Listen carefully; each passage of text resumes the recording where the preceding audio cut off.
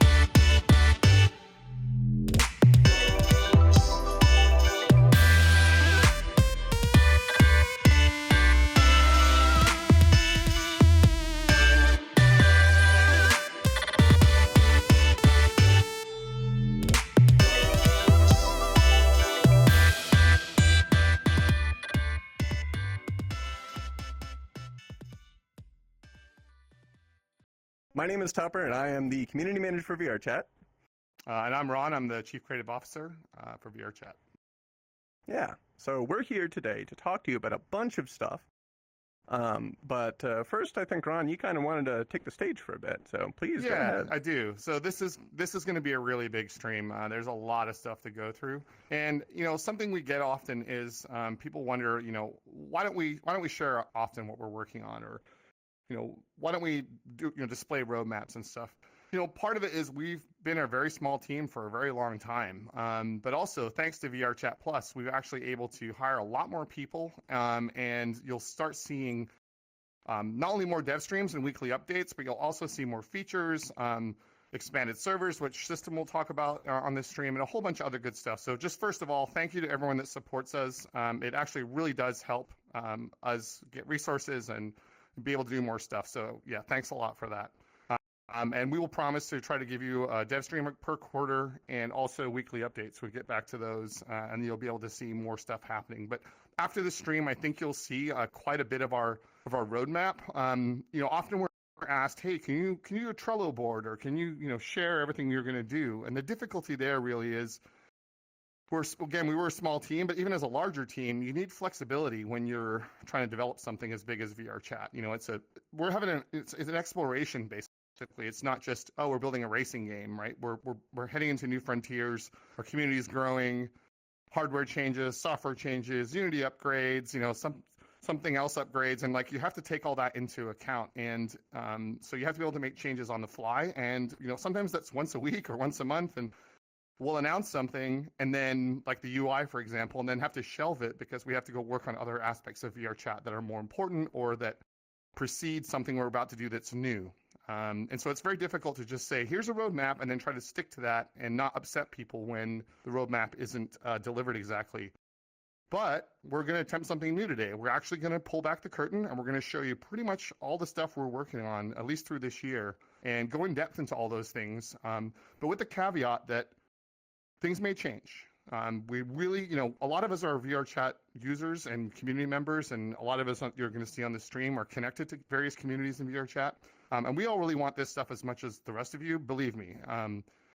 But we'll try to deliver it as best we can. Again, with a bigger team and with more resources, we should be able to do that. But if things shift around a little bit, bear with us. We will get to it. And if we can't, we will communicate to you. We will tell you, hey, the UI is going to be a little bit longer, or hey, this is going to happen or that's going to happen. So we'll make that promise to you.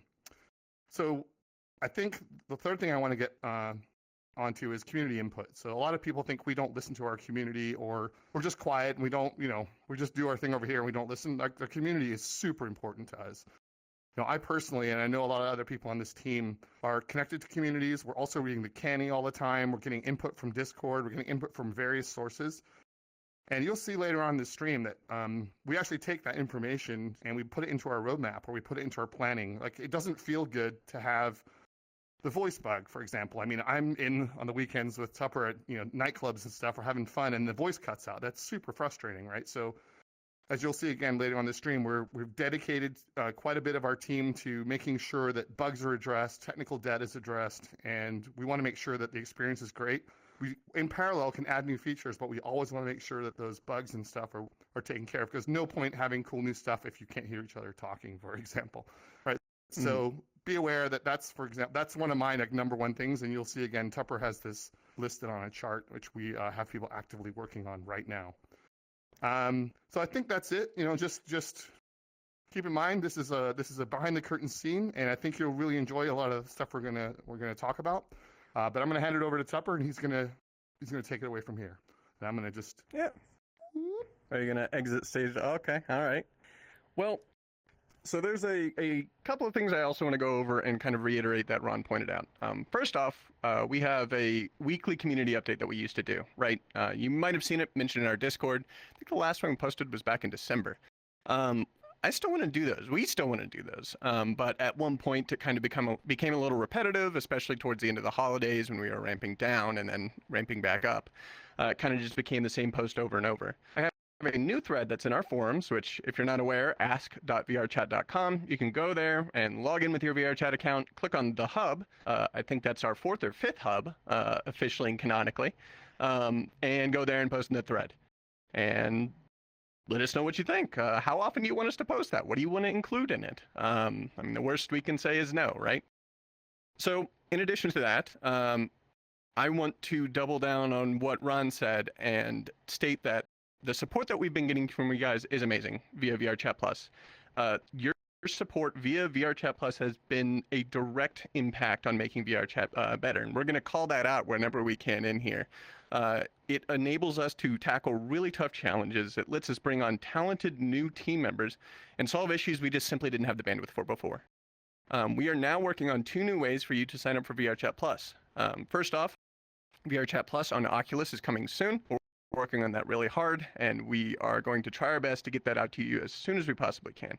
In addition to that, VRChat Plus gifting, which is something we've wanted since before VRChat Plus even released, is coming as soon as possible as well. We have people working on that for quite a while. But anyways, let's start off with, after all the intro, with what's been happening with our servers. Because if you've been paying attention to the last, I'd say about a month ago, VRChat was having a bit of a rough go. And yeah, let's figure out what that was all about with the totally not sneaking behind me terrifying TV man. Hi. That's terrifying. I aim to please. I like to loom over people and gradually enter scenes. Wow, you've done I'm exactly also told that my voice is high and squeaky, more so than usual, and I'm really excited to get to deliver a presentation with a higher, squeakier voice than usual, so look forward to that. Yeah, it's not a bug, it's a feature, exactly. So anyways, guys, this is System. System, please introduce yourself. Hi, I'm System. I'm the backend lead for VRChat, and I've been working here since the early days. And so almost all of the terrible technical decisions that underpin our backend were either mine or someone in the someone else in the early days. So now we have more competent people. I have to explain myself to them an awful lot. So that's my role, mostly explaining bad decisions that I made years ago to new people. Wow, that is. I don't think that's true, but you know what? I'm gonna hold my tongue. Now, with the server issues we've been having lately, actually that's not really true. We had server issues a while ago, but for now things have been pretty dang good. We're gonna have a blog. We're gonna have a post-mortem talking about it, but it's not out yet. What's going on? What's up? What happened? Okay, so a lot of the problems that we were having had to do with our presence system. Presence is our system for keeping track of where you are in virtual reality.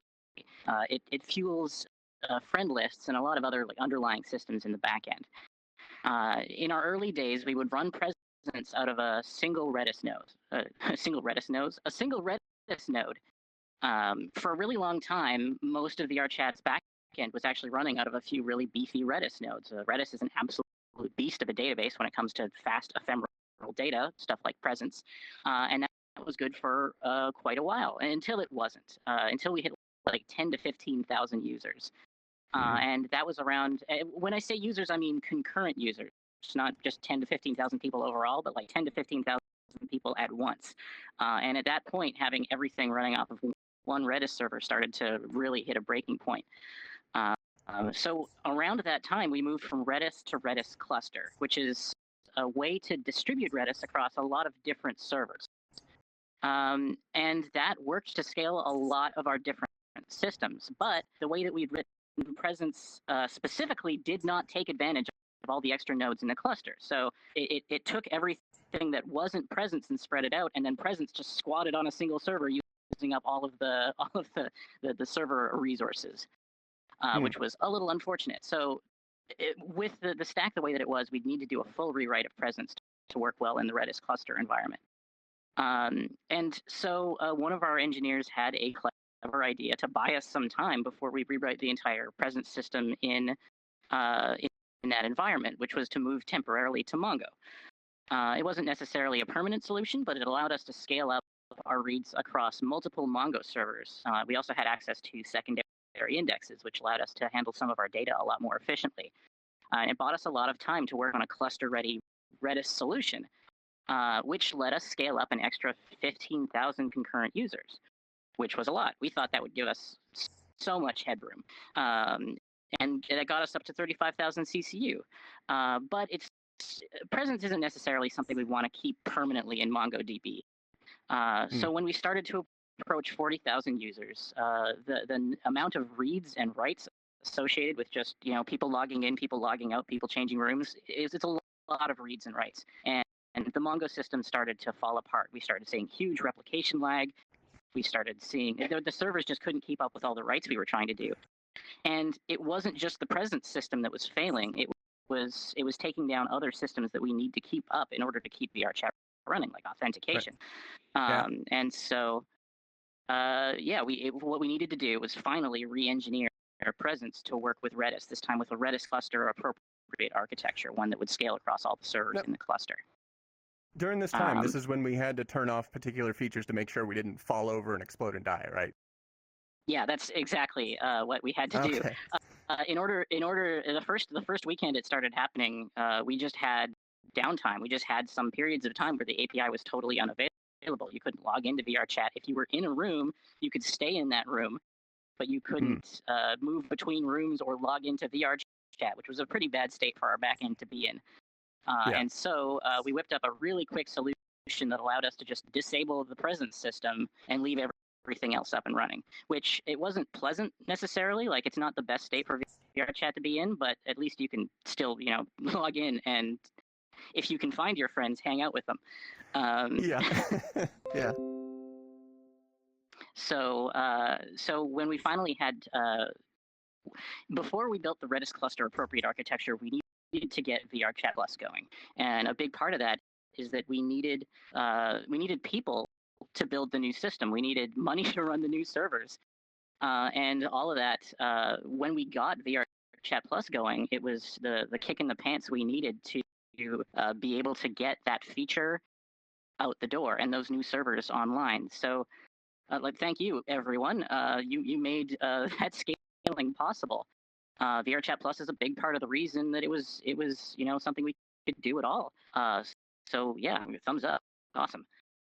So while we were building out the new system, we got it running on the Redis cluster, and we launched that a few weeks ago. And we're still working on some of the fine-grained details of that launch, but it's working pretty well. We released it in a hurry, but it's up and running, and it is much faster than it was before. We got to turn off all of our mitigation strategies. We've been growing every weekend, and the servers are humming. There's barely a flex in our graphs and charts, which is glorious. I was putting in, while we were working on the problem, I was working every weekend, 10-hour days every day. It was a lot of work. And when I got my weekends back, it was a real, I almost cried that first weekend that I got to not be at work. Yeah. We're showing the new team right now on the stream. There's the Nice. the API team in the canonical server room. There you go. That is it. But that's our actual server room. All of our servers are in VRChat. It's part of the complexity of our backend. Yeah, makes things a little bit complicated.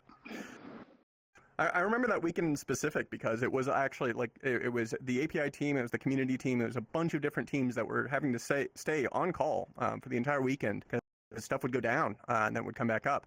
And then finally we turned it on, and like you said, it was like a switch just flipped because it was just flipped, and it did just fix it. And it is a little wiggly, like you said, but it was a relief. I could finally go and just hang out for a weekend. And some of the bugs that are high priority bugs in our stack right now, things that we're looking to try to fix over the next few weeks, are bugs that have to do with the launch of the new presence system. Like, what's the deal with your friend presence right now? Sometimes someone might appear to be offline when they're not actually offline, or sometimes someone might appear to be in a room that they're not actually in because the data has lagged behind where it should be. The new system is very fast, but it's also a brand new system that completely replaces a pretty core system in our backend. So we've been, frantically patching as we go. Yeah, well, that's how it goes when you got a live system like that. There is one other thing I wanted to mention, because I think it's really important, especially for communication. VRChat status page used to be basically logging into our Discord and seeing if I've been yelling in the announcements channel. But now we have this wonderful thing called status.vrchat.com. We can see this beautiful graphic with the very cute VRCat. What's up with that? What's going on there? Well, it was actually a little side project. One of our engineers thought it would be a good idea. One of our new engineers thought it would be a good idea to share the status of VRChat's backend with people, which, I mean... Wild idea. I know, crazy. I don't know why we'd want to do that. But they found an open source package that is essentially like a nice, tidy little self-contained status page, and said, you know, I can do this really quickly. Let me put up a status page. And we were like, okay, that sounds great. And then it was great. It's a great little status page. So it's at status.vrchat.com, and you can check that. And if it says that something very bad is happening, then know that I'm suffering personally. Yeah, it is actually just a suffering meter for a system. You know, if it's yellow or, you know, heaven forbid, red, you're just sitting in the corner, just screaming incessantly. Crying and drinking. Yeah.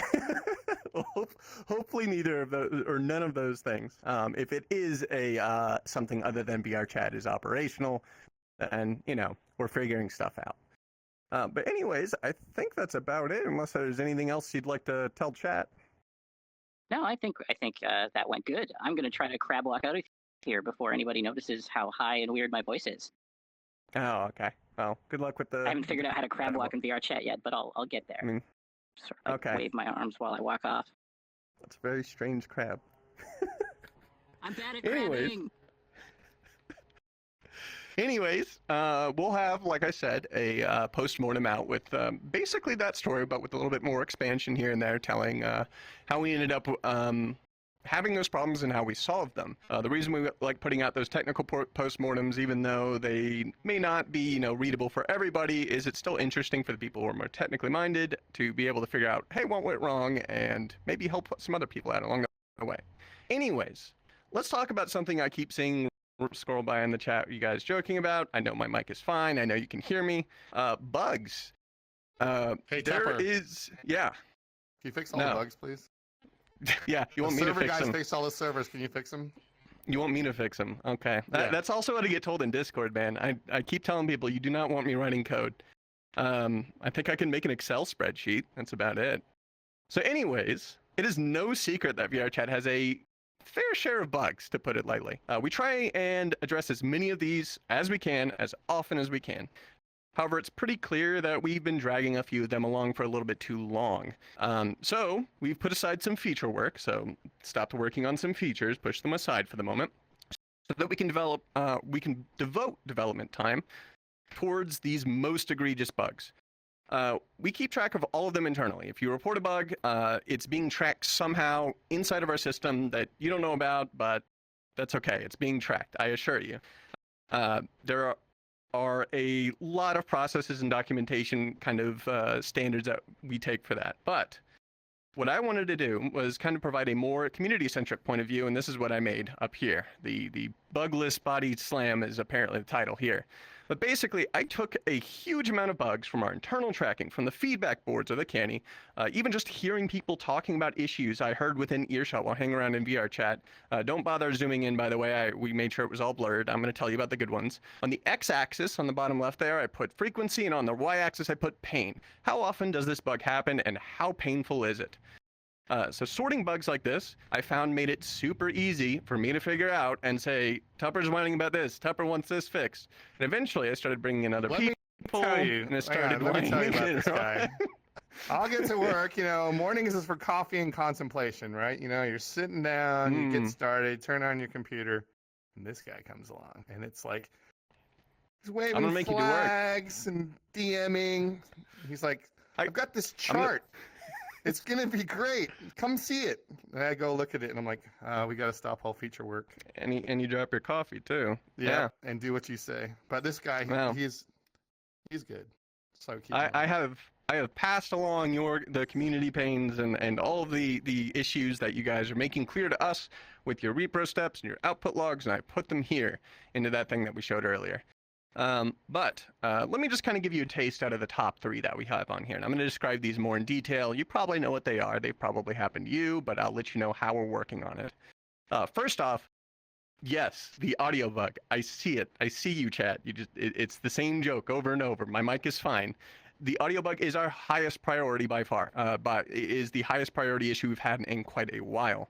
Voices will cut out and sometimes they don't come back. We've actually discovered in determining how this audio bug works that there are multiple different audio bugs. There's the Unity audio bug where it's, I could still see Ron talking, but I could see his Visemes moving. I can't hear him. And I have to restart VRChat, or sometimes the voice comes back. There's also the network audio bug where everyone loses voice at the same time, which is even weirder. The Unity audio bug is probably what you've heard before. You'll stop hearing everyone's voice, you'll still see Visemes, blah, blah, blah. Restarting sometimes fixes it, or it does fix it. The network audio bug is more rare, and it only really seems to happen in super crowded instances where there's tons of voice and there's tons of full body IK. We first actually discovered this thanks to a couple of events like Shelter and Loner and Resumo, where they have tons of people talking, tons of people dancing, and lots of loud music going on. They've been excellent test beds, so shout out to them for letting us kind of test stuff out there. This bug, the audio bug, is our current #1 priority. We hate it as much as you do. That's a lie. We hate it more than you do. Because I want it gone. I want it dead. I want it to be gone. This is the second or third bug we've had in VRChat called the audio bug, and they're always the worst. It's called VRChat for a reason. Yeah, exactly. It's just VR with the audio bug. Social menu weirdness. Okay, so this one we partially kind of addressed, sort of, kind of. We're in the middle of it. This is a big old bucket of bugs that have to do with your social menu. Sometimes your friend list info can be out of date. Sometimes your friends will be offline when they're on or off. Or vice versa, various other issues. Obviously, this isn't super great as a social application. You want to know where your friends are. You want to know if you can join them. You want to know your invites have been received. There's just kind of a little bucket, a little crappy bucket full of these social menu bugs. We've addressed a couple of them. A couple of them actually already been solved. For example, sometimes you would show up as offline even though you're online and you're in VRChat staring at your social menu. We fixed that one. There's a couple more we need to work on. Finally, the third of the top 3 is avatar load hitching. If you remember from, I think it was our last dev stream, but we had super fast avatar loading. Like it was just load blanc in. But now it's a little bit slower and it's actually a little bit more hitchy. It's kind of strange. You'll actually get frame freezes when avatars load. We actually believe that some of this is on us, but we may be tracking down on a Unity bug. So hooray, those are always great. Upstream fixes are never fun. So anyways, those are the kind of the top 3. Those are, like, we have engineers set aside who were originally working on features that are now working specifically on these bugs. And we want to tell you about these because we want to know that you are heard, we know about them, and we are working very hard on them. They are top priority for many people inside of VRChat. There's a lot more on there that I'll just kind of rapid fire through, just so, hey, I read this, actually, if we're going to call back to Discord a couple of weeks ago. For example, the stuck at 100% world loading bug. That one's awful. Avatars getting stuck in Blue Diamond Man, probably related and also awful. Stuttery IK, like everyone's stuck at 15 FPS. Smattering of various station bugs, a variety of full tracking bugs like your spine breaking, view ball getting off center, your spine to chest joint not bending properly, the Gumby bug where your neck and arms get stretched out, head pat misalignment where if someone's in full body, their hand is actually misaligned by a good couple centimeters. The 11 FPS bug. Wait, time out. Yeah. Head pat alignment? Yeah.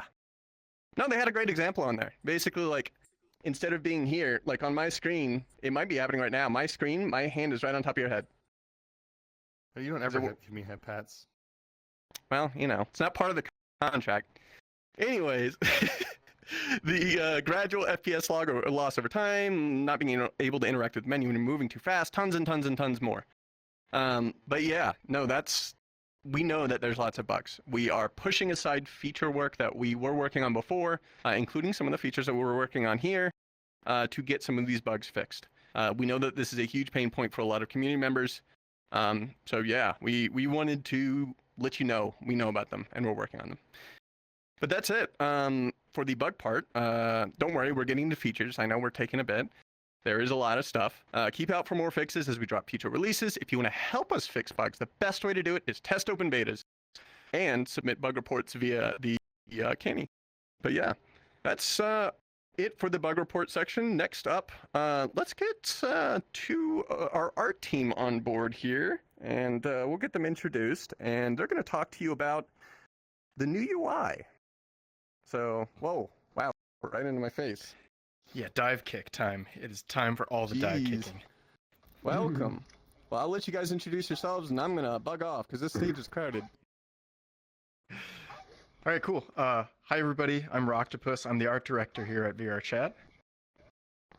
I'm Technobabble. I'm a UI designer here at VRChat, and I'm here to talk to you all about the new UI. I'm sure you're all very excited to hear about the new UI because we've been working on it for a very long time, so it has to be pretty much done, right?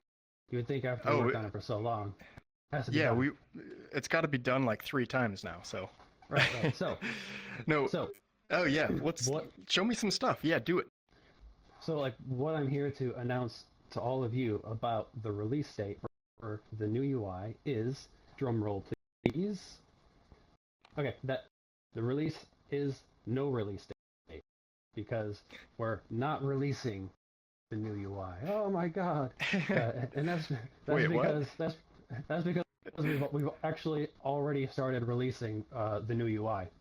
So this includes VRChat itself, VRChat Plus, that feature itself, the new nameplate design that looks really cool, the ability to attach custom photos and messages to invites, the user icons, the notification tab at the bottom of the quick menu. These all started as part of the new UI that were just done and sitting there waiting to be used. So we thought, why not start taking those parts that were done and transitioning them into the current UI. And there's a few different reasons why we decided to go this route. So first of all, we thought it might not be the best experience for all of you to basically, log into VRChat one day and then you have to relearn how to use the entire user interface because it all changed. If we can start transitioning parts one at a time, that makes it so you're not basically losing all your muscle memory. We're kind of feeding in new things one at a time. And this works good for you and us because there may be the very, very rare opportunity, the rare occasion where we release a bug into one of our features. And it's much easier to track down and fix this bug if the entire code base didn't just change. So if we release one feature at a time, it's much easier both to fix bugs and to get feedback about that feature. With every feature we've been releasing, we've got great feedback from the community, and we have iterated on all of those features, which makes it better for everybody. So we're going to continue this kind of rollout of the old UI slowly becoming the new UI. And yeah, so to that point really quick, you got this huge whiteboard, Miro board of every piece of the new UI, and part of the effort was just we had to redesign everything, pull it apart.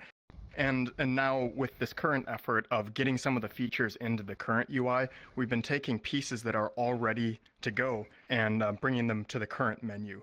But it's so we want to get this in your hands sooner. And this is the approach, is kind of just slowly ease it in, and start giving you new features. Yeah, so you guys want to show the video?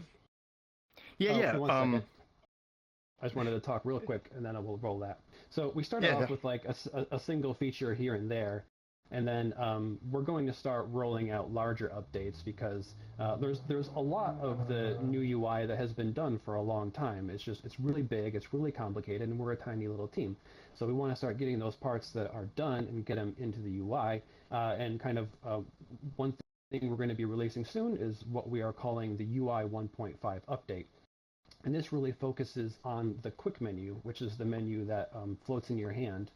And we really wanted to punch that up and give it basically a big facelift and take a lot of the useful features from the main menu and get it into the quick menu. So Gunter has a video of me doing a short walkthrough of all of the main pieces that are going to be in this quick menu update as part of the 1.5 This is the new update. quick menu that will be shipping as part of the UI 1.5 update. This is the Launchpad. Contains your most commonly used actions and destinations, as well as an area for banners at the top. We can use this space to let you know if a new build is available, or a new feature is coming out soon, or there's some cool events coming up. Gunter. It can be more. Can you hear me, Gunter?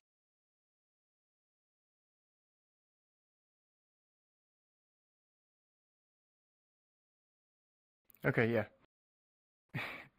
All right, we got an old video version. We actually have a new recorded version. Yeah, exactly. No, we re-recorded that to make it a little bit more clear what's going on in it. So Gunter's going to queue up that right now, and I'm going to tap dance probably. I want to see that. Dance you want to? I'm gonna do some backflips and stuff. No, actually, that's how you killed Tupper. This is how we killed Tupper. About the UI effort a little bit. This is the new quick menu that's coming as part of the UI 1. We're not just redesigning. Oh, all right, new version. We'll talk about this after.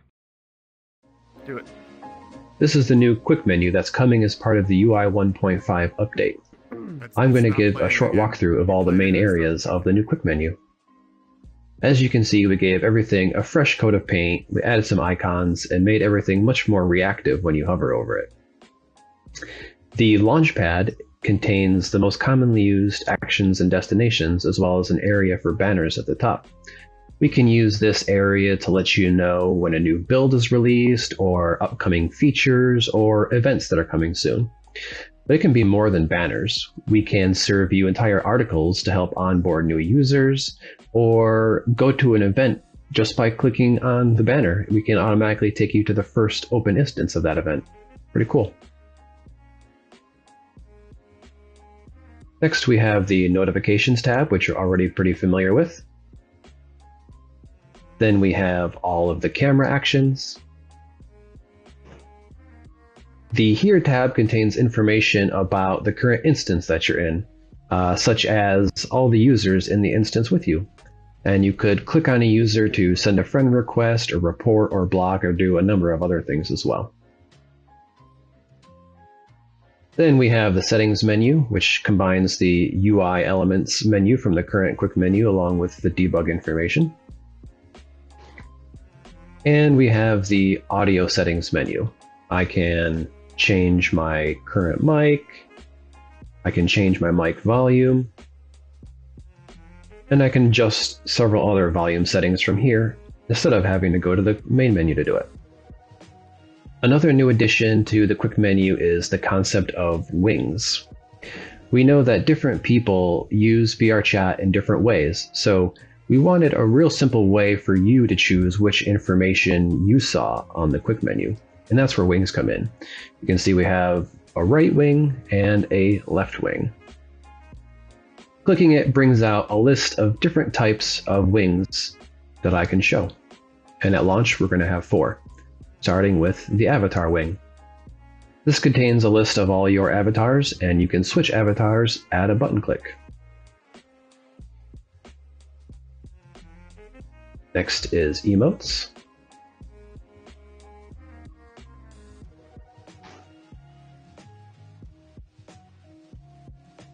Next, we have your friends list.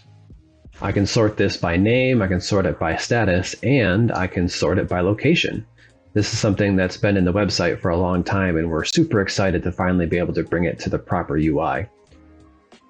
And then finally, we have the profile wing.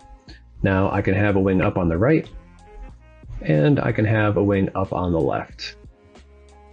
But if I don't want to see this information right now, with a single button click, I can pop the wings in. And then when I need that info again, I can pop them right back out. And it maintains the space. Easy peasy.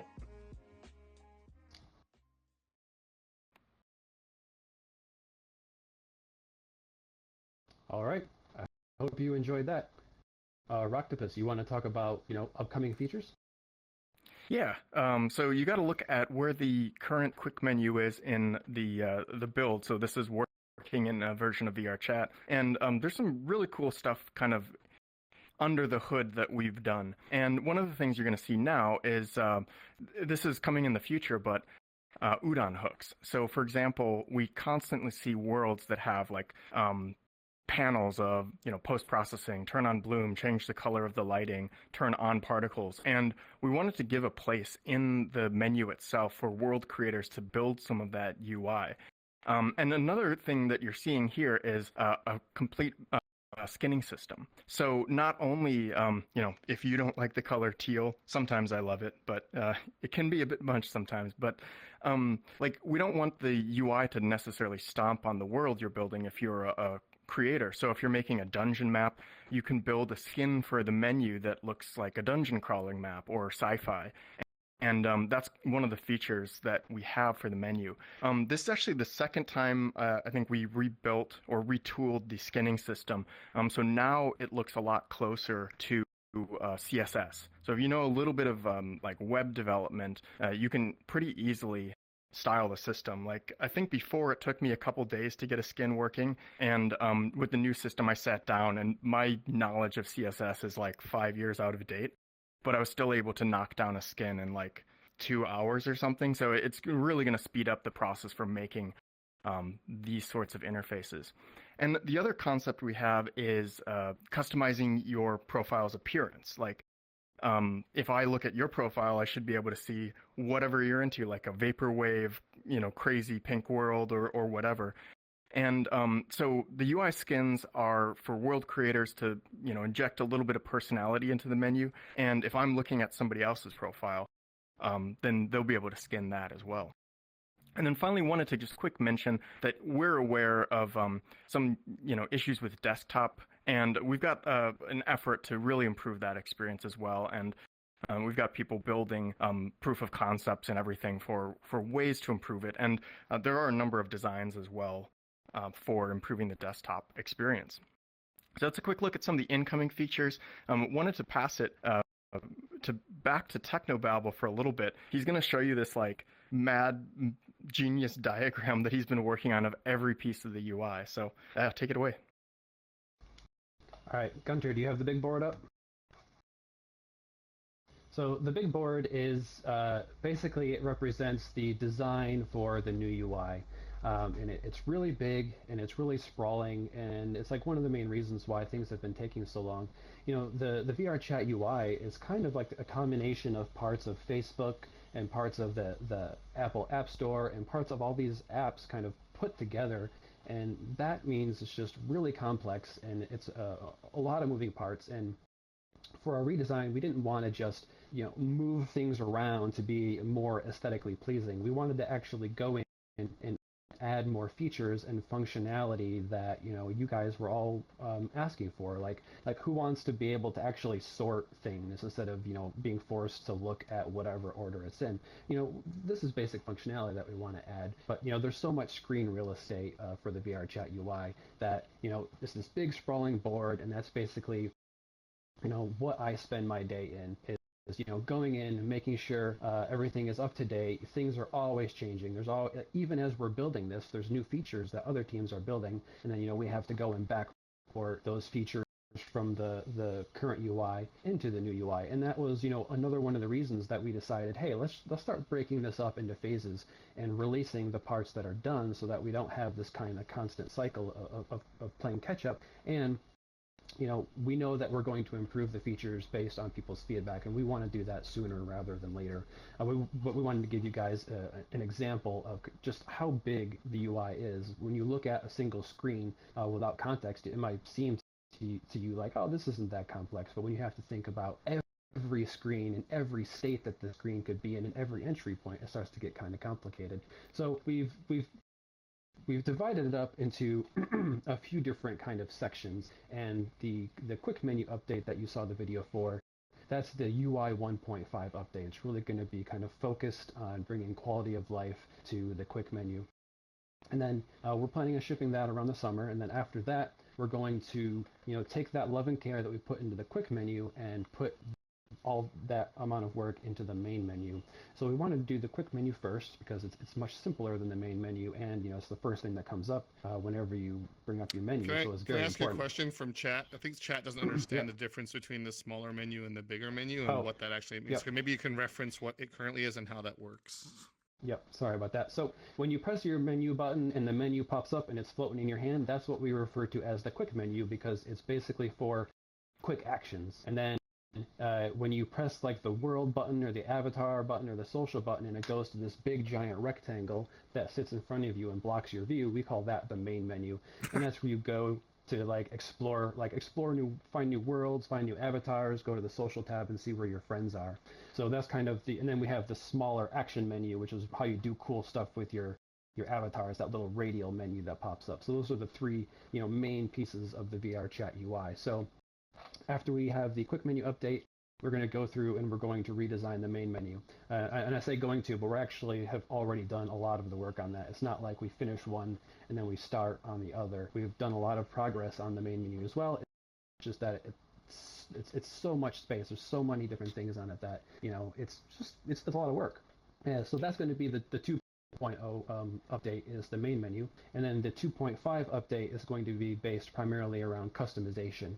And this is what Roctopus was talking about, world creators being able to, add a tab to the bottom of the quick menu. And as Roctopus said, this is going to be huge for, the first time you log into a world, there's going to be a consistent and easily findable spot to find all the actions and information for that world instead of having to go walk around and look for it. And also we have the UI skins, which are broken up into, the UI skins and the profile skins. The UI skin is what I see when I'm using my UI, and the profile skin is what other people see when they're looking at my profile in their social menu or the quick menu or whatever. And that's going to come after the main menu. And then as part of this, we're also going to be working on localization. We're still not 100% sure if that's going to be the 2.0 update or the 2.5 update.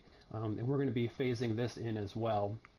So the first phase may be that the whole UI stays in English, but if you have it set to a different language, you can hover over a button, and then the tooltip area will have the translated text for that button. Obviously, that isn't the greatest localization experience, but it's easy. So that will probably be the first phase. Then after that, we're going to be doing a full localization pass on the full menu, which is a lot of work just because there's so much variation between word and sentence length. So that's why we're doing that after we do the initial localization rollout.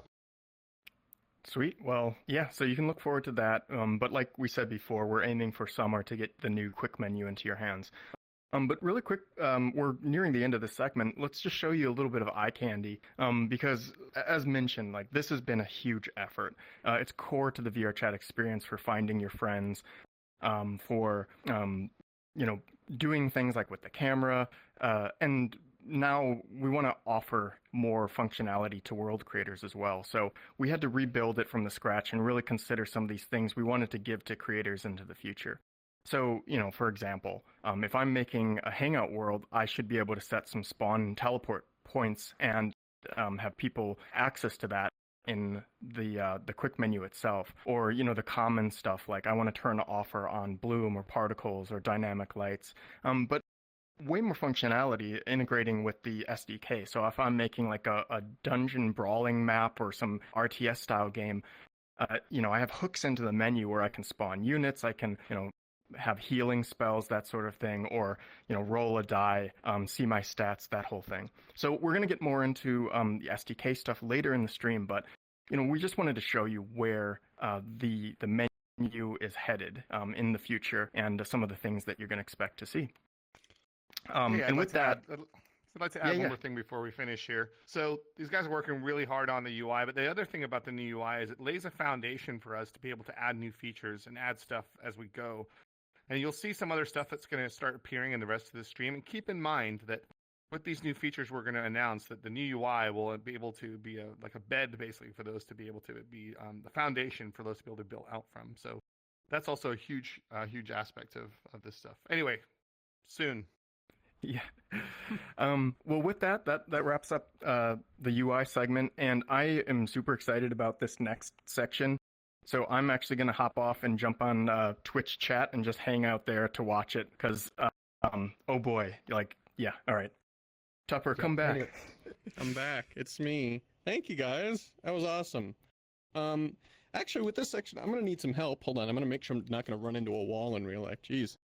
Live TV is dangerous. So, I need the help of a friend, and I'm going to get the help of a friend named Kiro up here. And we're going to talk about something called avatar dynamics. Hi, Kiro. What's going on? How's it going? Oh, you're muted. You got to push that unmute button, buddy. Oh, there we go. There we go. Of course. I'm doing well. How are you? I'm doing pretty great, especially after that new UI finally. And the bug parts, the whole a whole section of us just fixing bugs. What could avatar dynamics possibly be? And also, actually, before you do that, who the heck are you? Please introduce yourself. Yes. Hi, I'm Kiro. I'm a client and engineer for VRChat. I've been working here for a little over a year. I've worked on a variety of features, but most notably the action menu, nameplates, and various Avatar 3.0 features. Nice. Yeah, I'm a fan of the nameplate because it lets me show off that very good cat up there. So, we were going to kind of just talk through what avatar dynamics are, I think. But then I believe you guys just said, hey, let's just make another one of those videos that other guys did. So, absolutely. How about we play that? Well, let's play that video. Hi, welcome to VRChat Dev Labs. We at VRChat have been hard at work on some very interesting avatar tech that we'd like to show you.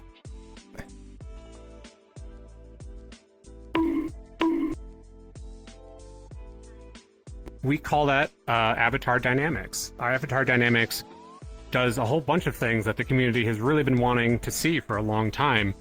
Specifically, avatar to avatar interaction, being able to do things like touching yourself or touching other people. So here's some other fun stuff you can do. You can grab and stretch characters, and then you can leave them in position. Ah, hello. You can, there you go, smash his nose down. There you go. Oh no, I don't know about this. Yeah, so same thing with his ears, and you can pin your ears back. Hang on. There you go. Yeah, this is a lot of fun. We've had a ton of fun in the lab, basically, playing around with this. And we, something we've wanted to do for a really long time. We know it's one of the #1 suggested things for VR chat from our community. And once we open the box of goodies, we've just gone really far with it. And I think they were just showing you the tip of the iceberg here, some of the things we're considering doing. I can grab my hair and pin it up. Put it around. Here, check out his tail too. Here, let me grab your tail. Grab your tail. There you go. There you go. Nice new tail pose for you. So yeah, to give you a sort of inside look into what's going on here, you can see the avatar little debug menu that we have built in here, where you can see all the colliders in game.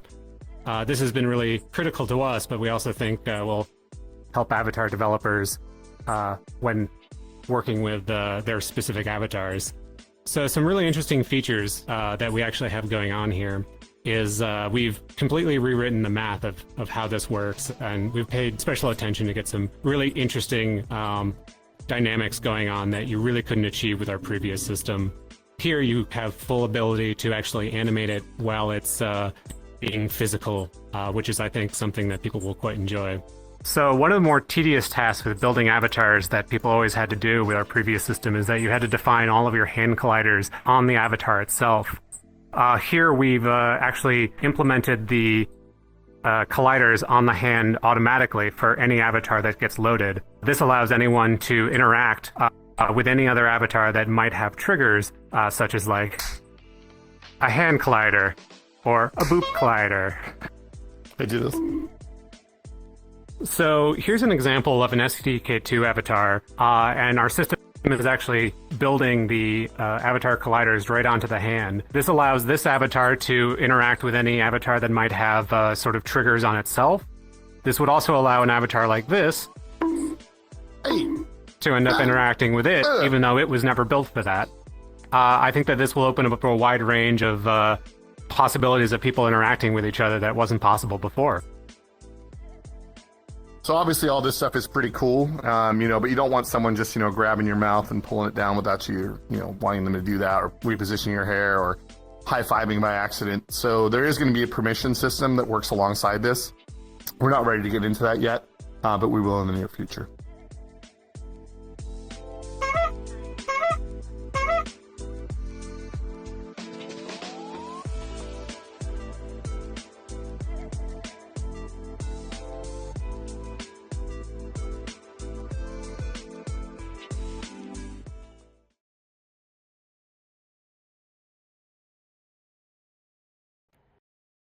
We good? There we are. Well, awesome. I saw chat scrolling by pretty quick there. People seem to like that.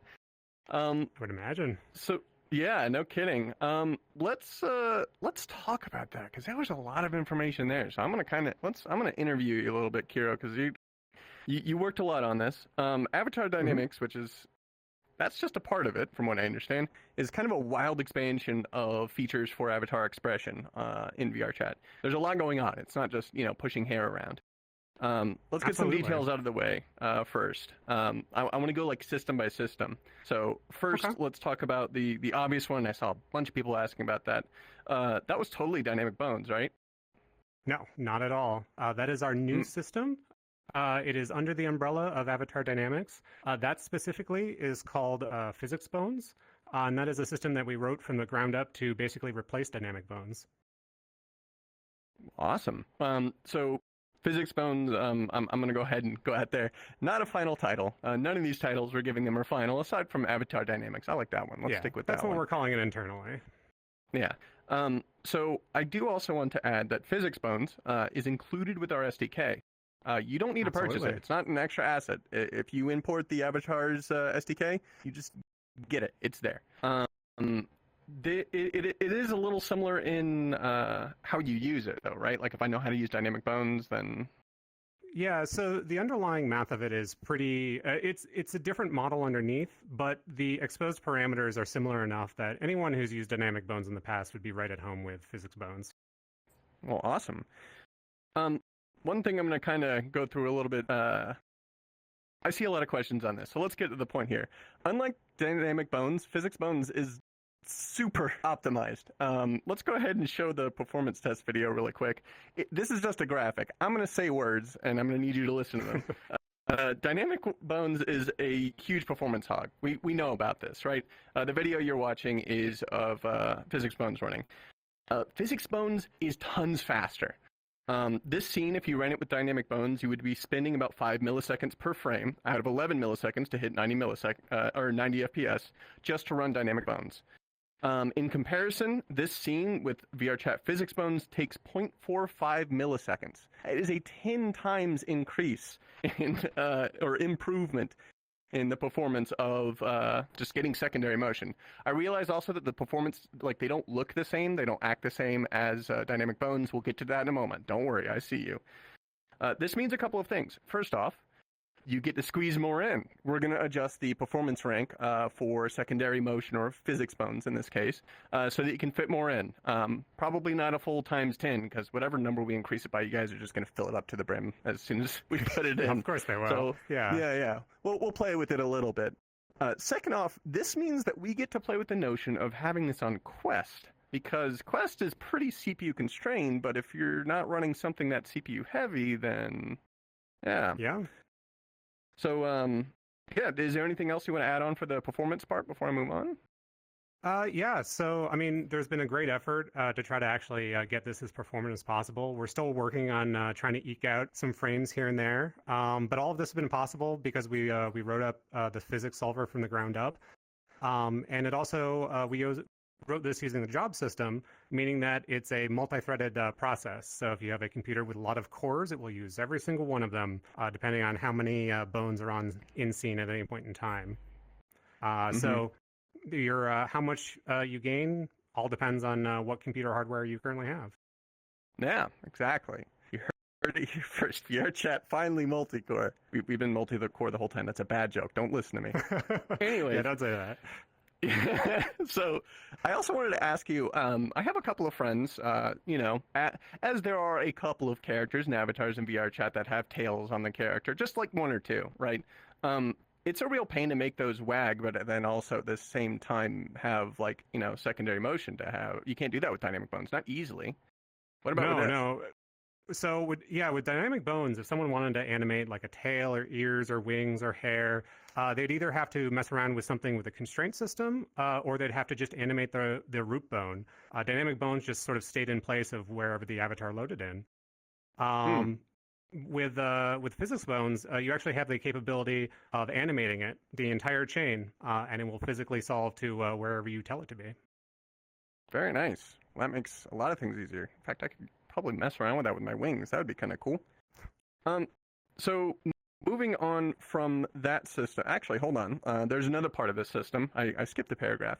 Another part of our R&D with physics bones in particular was seeing how feasible it was to do a replacement in real time, at runtime, of dynamic bones with physics bones. Because it would be so nice to get rid of dynamic bones forever and ever and forget it ever existed, right? So we have this video here that you can see on the, how's this set up? On the left is dynamic bones, and on the right is physics bones.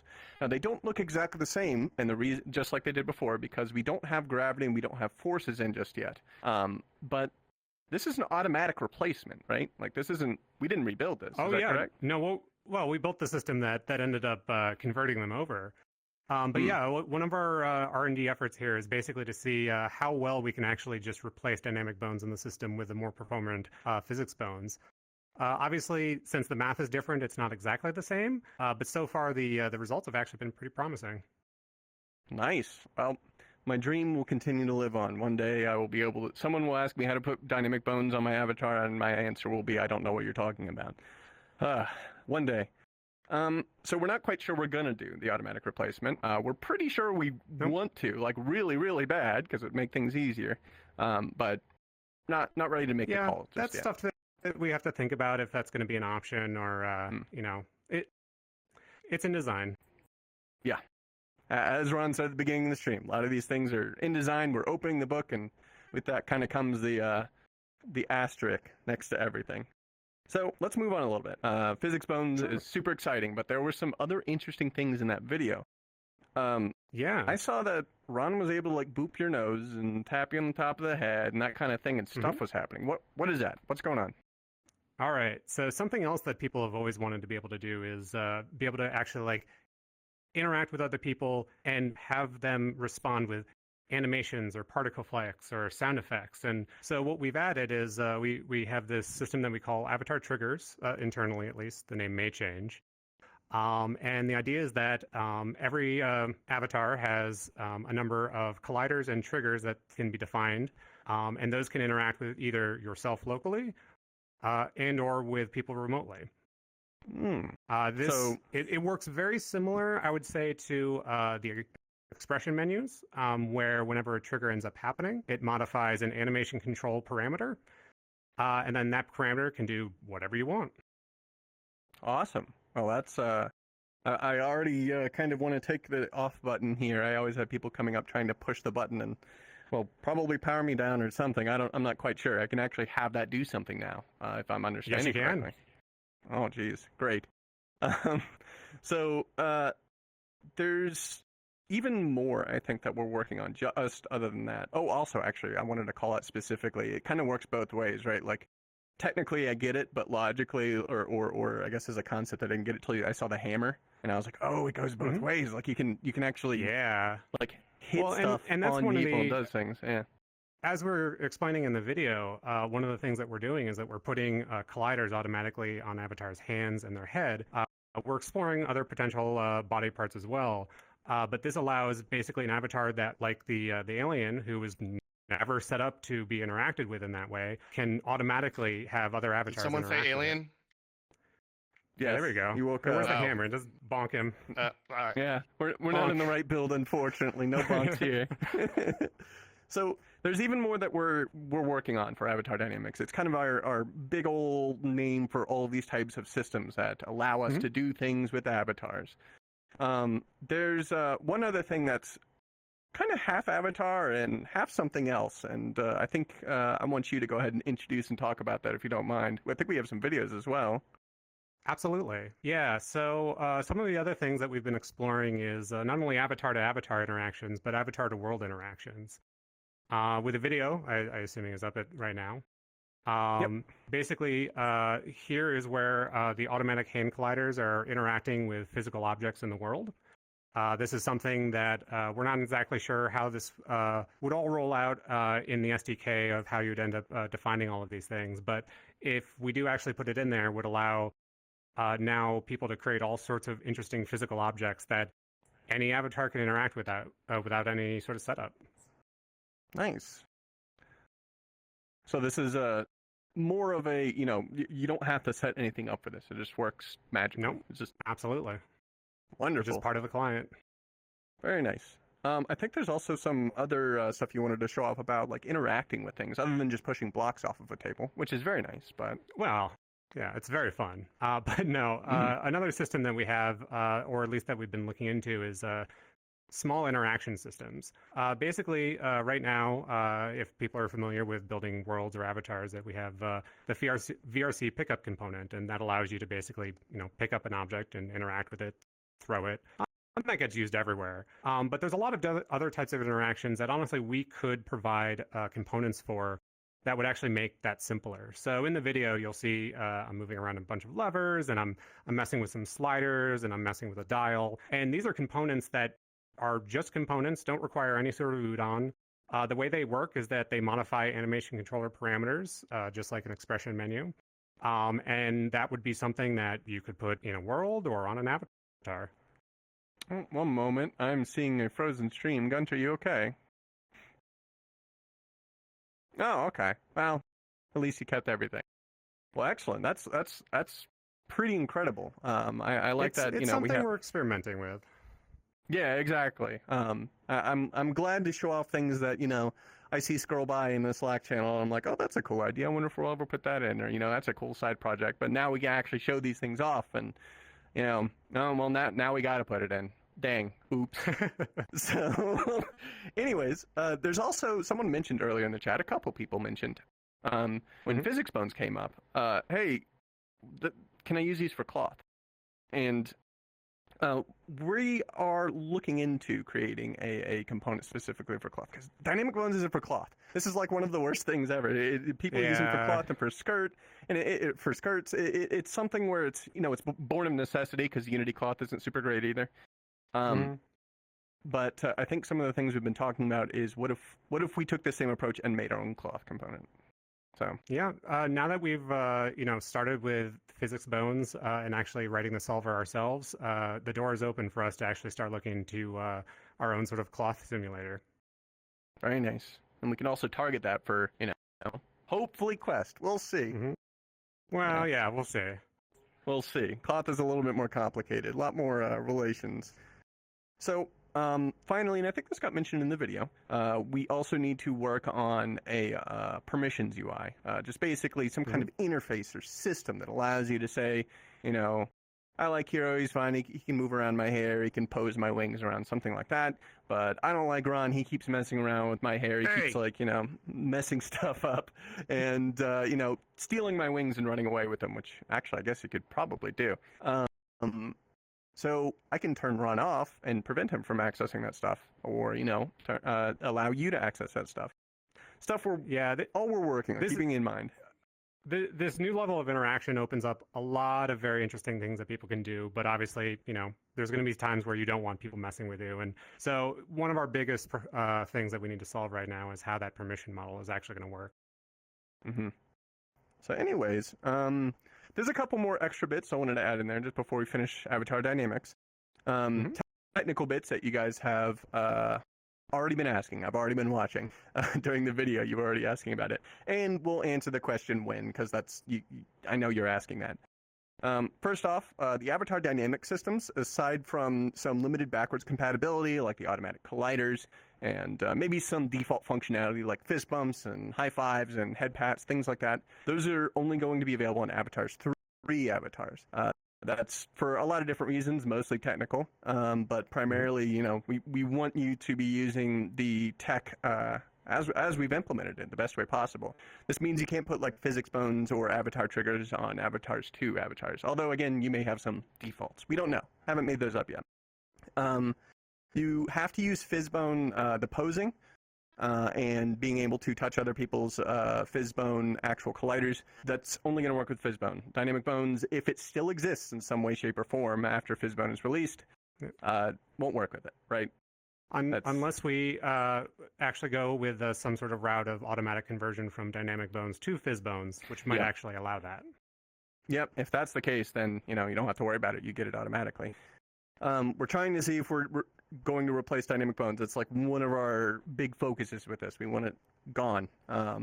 However, if doing so causes too many issues, maybe we'll have to revisit that. Hopefully not. I'm hoping very strongly that we're able to do that automatic replacement.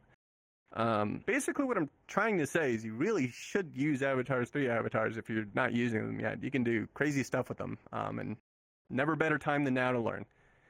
And then finally, I'll let you answer this one. When is it? I mean, as soon as we can. But realistically, although the actual physics bone itself is pretty far along, as I said earlier, we still have a lot of questions about how permissions are going to work, and getting that rolled out so that it works with the SDK flawlessly. So we're thinking summer at this point. Summer. Wow. Okay. So we'll have a bunch of new systems on avatars to play with in summer. Sounds great to me. I'm not going to complain about that. So thank you very much, Kiro. I think we're going to move on to some even more features. Yeah, anytime. And do you have anything else to say to chat before you leave? No, I hope people get excited. Yeah, of course. Always get excited. So let's, cool. Thank you very much, Kiro. Farewell. Next on, we are going to talk about something called the identity update. And for that, I'm going to request the assistance of Mr. Squiggly. Hello, Mr. Squiggly. Hi, chat. Hey, everyone. Hello. Yes. Can you hear me? It is working. Yeah, you're all good. Okay, so welcome. So, welcome to our stream. You've been on stream before, I think a couple times, but please go ahead and reintroduce yourself. Yeah, I'm not actually sure if I have been. If you haven't seen me before, yep, I'm Mr. Squiggly. I've been a designer here with VRChat for about 5 years. If you all have been around for a while, you may have seen me in tutorials in the home. If you had the misfortune of being sent to virtual Australia, the person there scolding you, that was me. But I'm not here to scold you now. So yeah, as Topper said, I'm going to talk about the identity update. So obviously, we all know this. VRChat is a social experience. And of course, we're always looking for ways to help our users identify themselves, sort of stand out, communicate creatively with each other. You've already seen a bunch of things that are coming in the future that Kiro and Rocktopus and Technobabble have talked about. So I'm going to talk about a set of features that's probably actually coming out before any of these. And we're putting them all together into what we're calling the identity update. So some of these identity update features are going to be for VRChat Plus users, and then some of them are also going to be free features available to everyone. So the first feature I want to talk about is bio in profile. So we're going to be updating the profile page, and that's what you see when you click on yourself or someone else in the social menu, and you get all the information about them. One of the big improvements we're making to the profile page is that we're adding a bio there. So for a while, we've actually had a bio on the website. If you have a VRChat account, you can go there, you can type in a paragraph of text to describe yourself, say something funny, whatever. But because this is only a website-only feature, probably a lot of you may not even realize this exists. So hey, we're bringing it into the client so that everyone can see it. Everyone's going to get a bio. Everyone's going to be able to see everyone's bio in the profile page. You can also edit your bio. Yep. You can also edit your bio in the client. A big paragraph of text is kind of tricky to use with our current keyboard. So if you want to have like a really sweet bio, you may want to consider, if you don't have one already, get a VRChat account. Merge that with your Steam or Oculus account, and then you can do lots of awesome stuff on our website, including update your bio. Next thing I want to talk about is the image gallery. So in the identity update, we're now going to start storing a library of images in VRChat for you. These images can be taken with a camera and the client, but you can also upload a custom image from the web. So you can make whatever you want and then upload it from the web into your gallery. Eventually, everyone's going to get the gallery. For the moment, the only thing that you can do with gallery images are things linked to VRChat Plus features. So for the moment, the gallery is going to be VRChat Plus. As we start, and we expect that we're going to start letting you do more things with these pictures that you've stored, we'll roll out the gallery to everyone. Makes sense. So what can you do with them? So first off, VRChat Plus users can use these gallery images and attach them to photo invites. So like if you've got this great party coming up, in a couple days, you can, make this custom invitation, design it out, upload it to the gallery, and then send that out in invites to all your friends. And in addition, actually, a minor addition we're making in the identity update is we're going to improve the flow of sending out photo invites. So we're going to make it much easier to just pick one picture, pick one custom message, and then send that out to a bunch of people without having to re-add a picture and re-add a message every time. So again, very you nice. could make this one cool invite and get it out to people much easier. And then the second thing that VRChat Plus users can do with these gallery images is that they can actually use them to be their profile image. So that brings us to the next section, which is profile image. Again, this is a VRChat Plus user feature.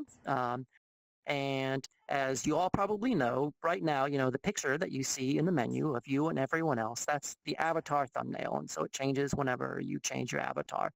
We're going to let VRChat Plus users take an image from their gallery. So again, could be a cool photo, could be something that they've cooked up on their own, and use that to be your profile image. And that's going to be sort of the picture of you everywhere in the menu. So in the social menu, on your profile page, in your invitations, you're going to be able to have sort of one image that defines you sort of no matter what avatar you have.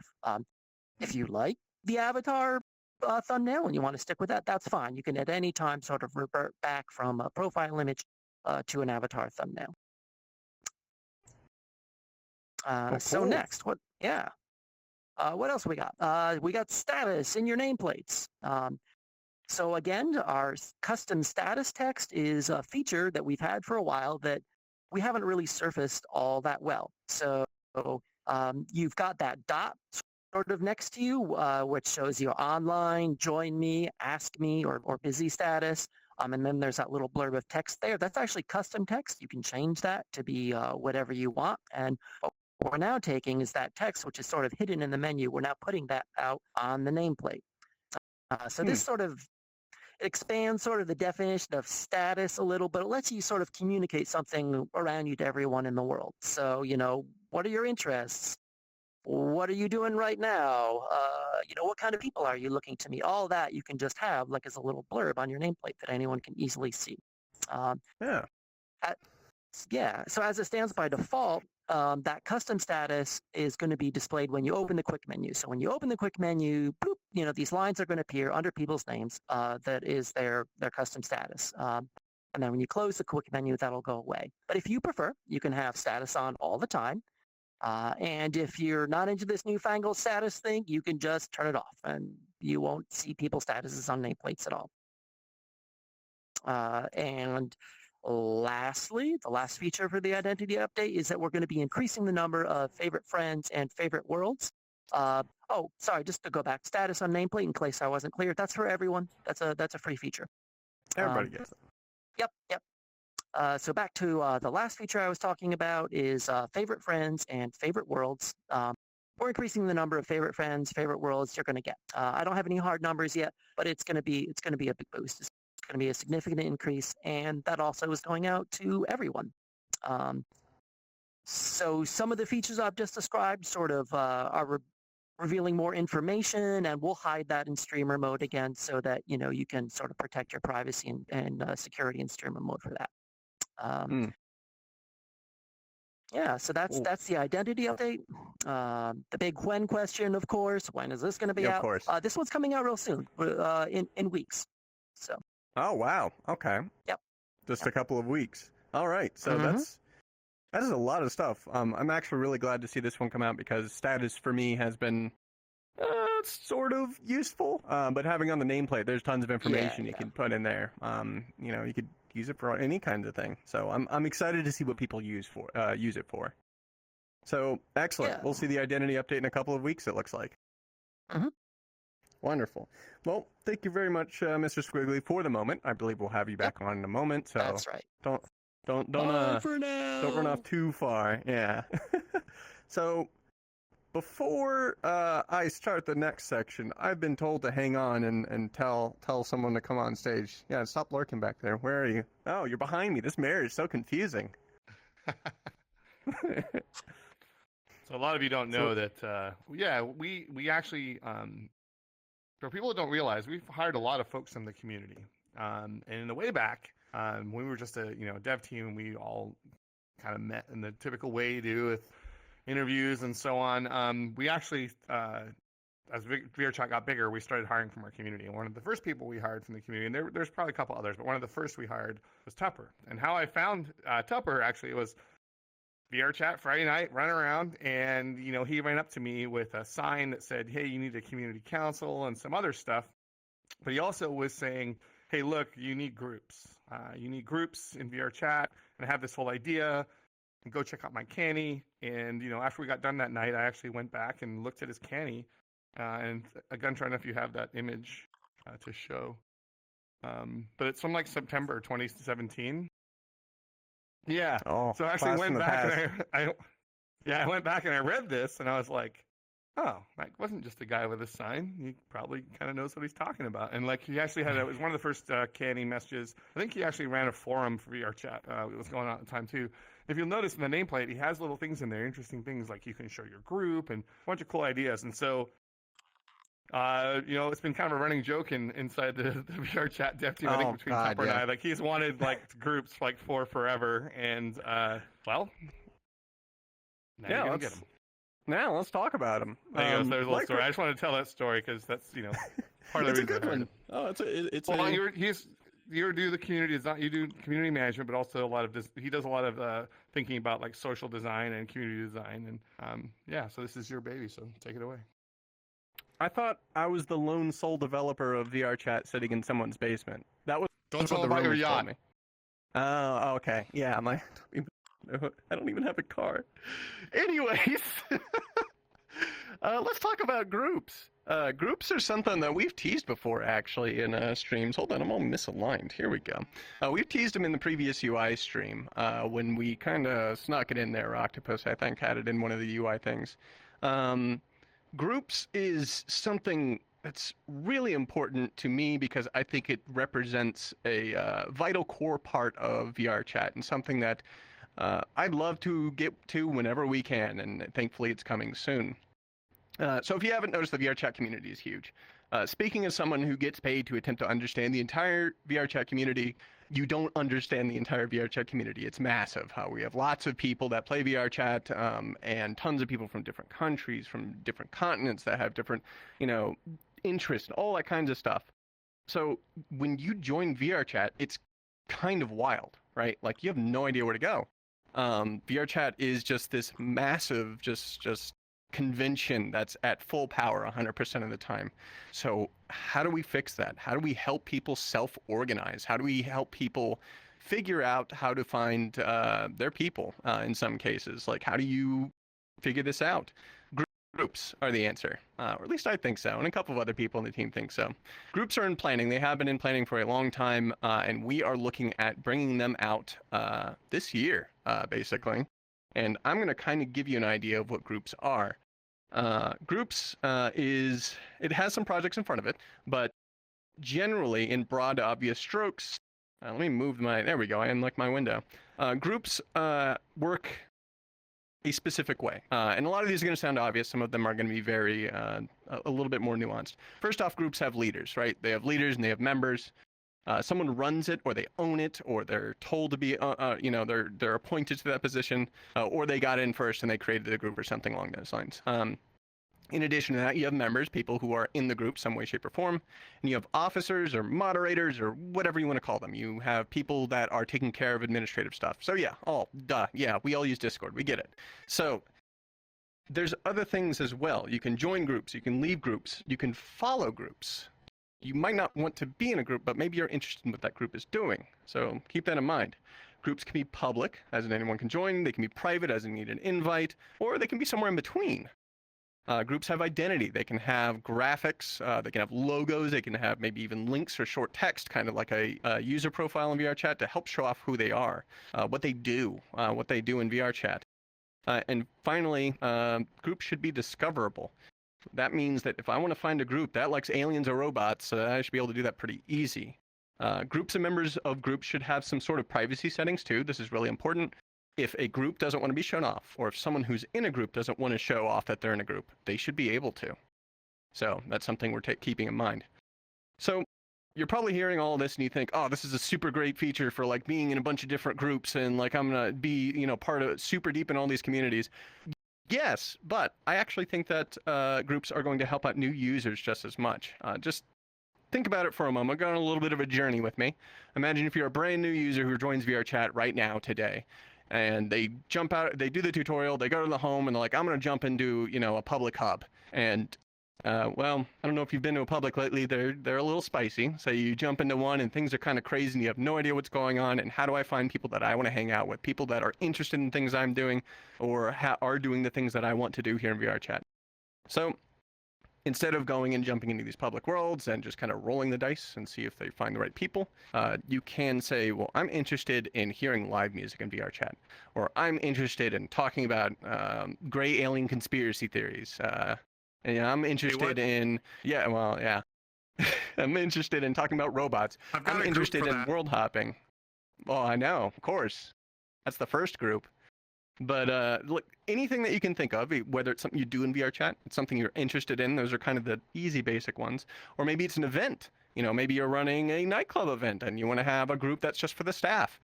And being in the group, say, for example, unlocks capabilities in your world. Who knows? You know, groups might let you access things that normally you wouldn't be able to get to, like I mentioned earlier, so it can unlock things. Yes, Rizumu gang, shoutouts. Groups are a little bit farther off than some of the other things we've been talking about. We have an idea in mind, as you can tell. We don't want to get super detailed just yet, because we're still working on, we're working on the details. But I would say that this is something that we're trying to get to this year. Absolute our best. Can't guarantee anything, obviously, as Ron said, and we're going to repeat over and over from the beginning of the stream. It is one of the next big things that we want to focus on. Right now, this is all I've got for the information. Just let your mind run wild. Mine has been for the past 3.5 years. So, anyways, with that being said, no more on groups for the moment. We'll talk about it more later. Hey, Squiggler, remember when I told you have to come back on in a second? It's now. Oh crap. Yeah, Okay, I know, okay, right? okay.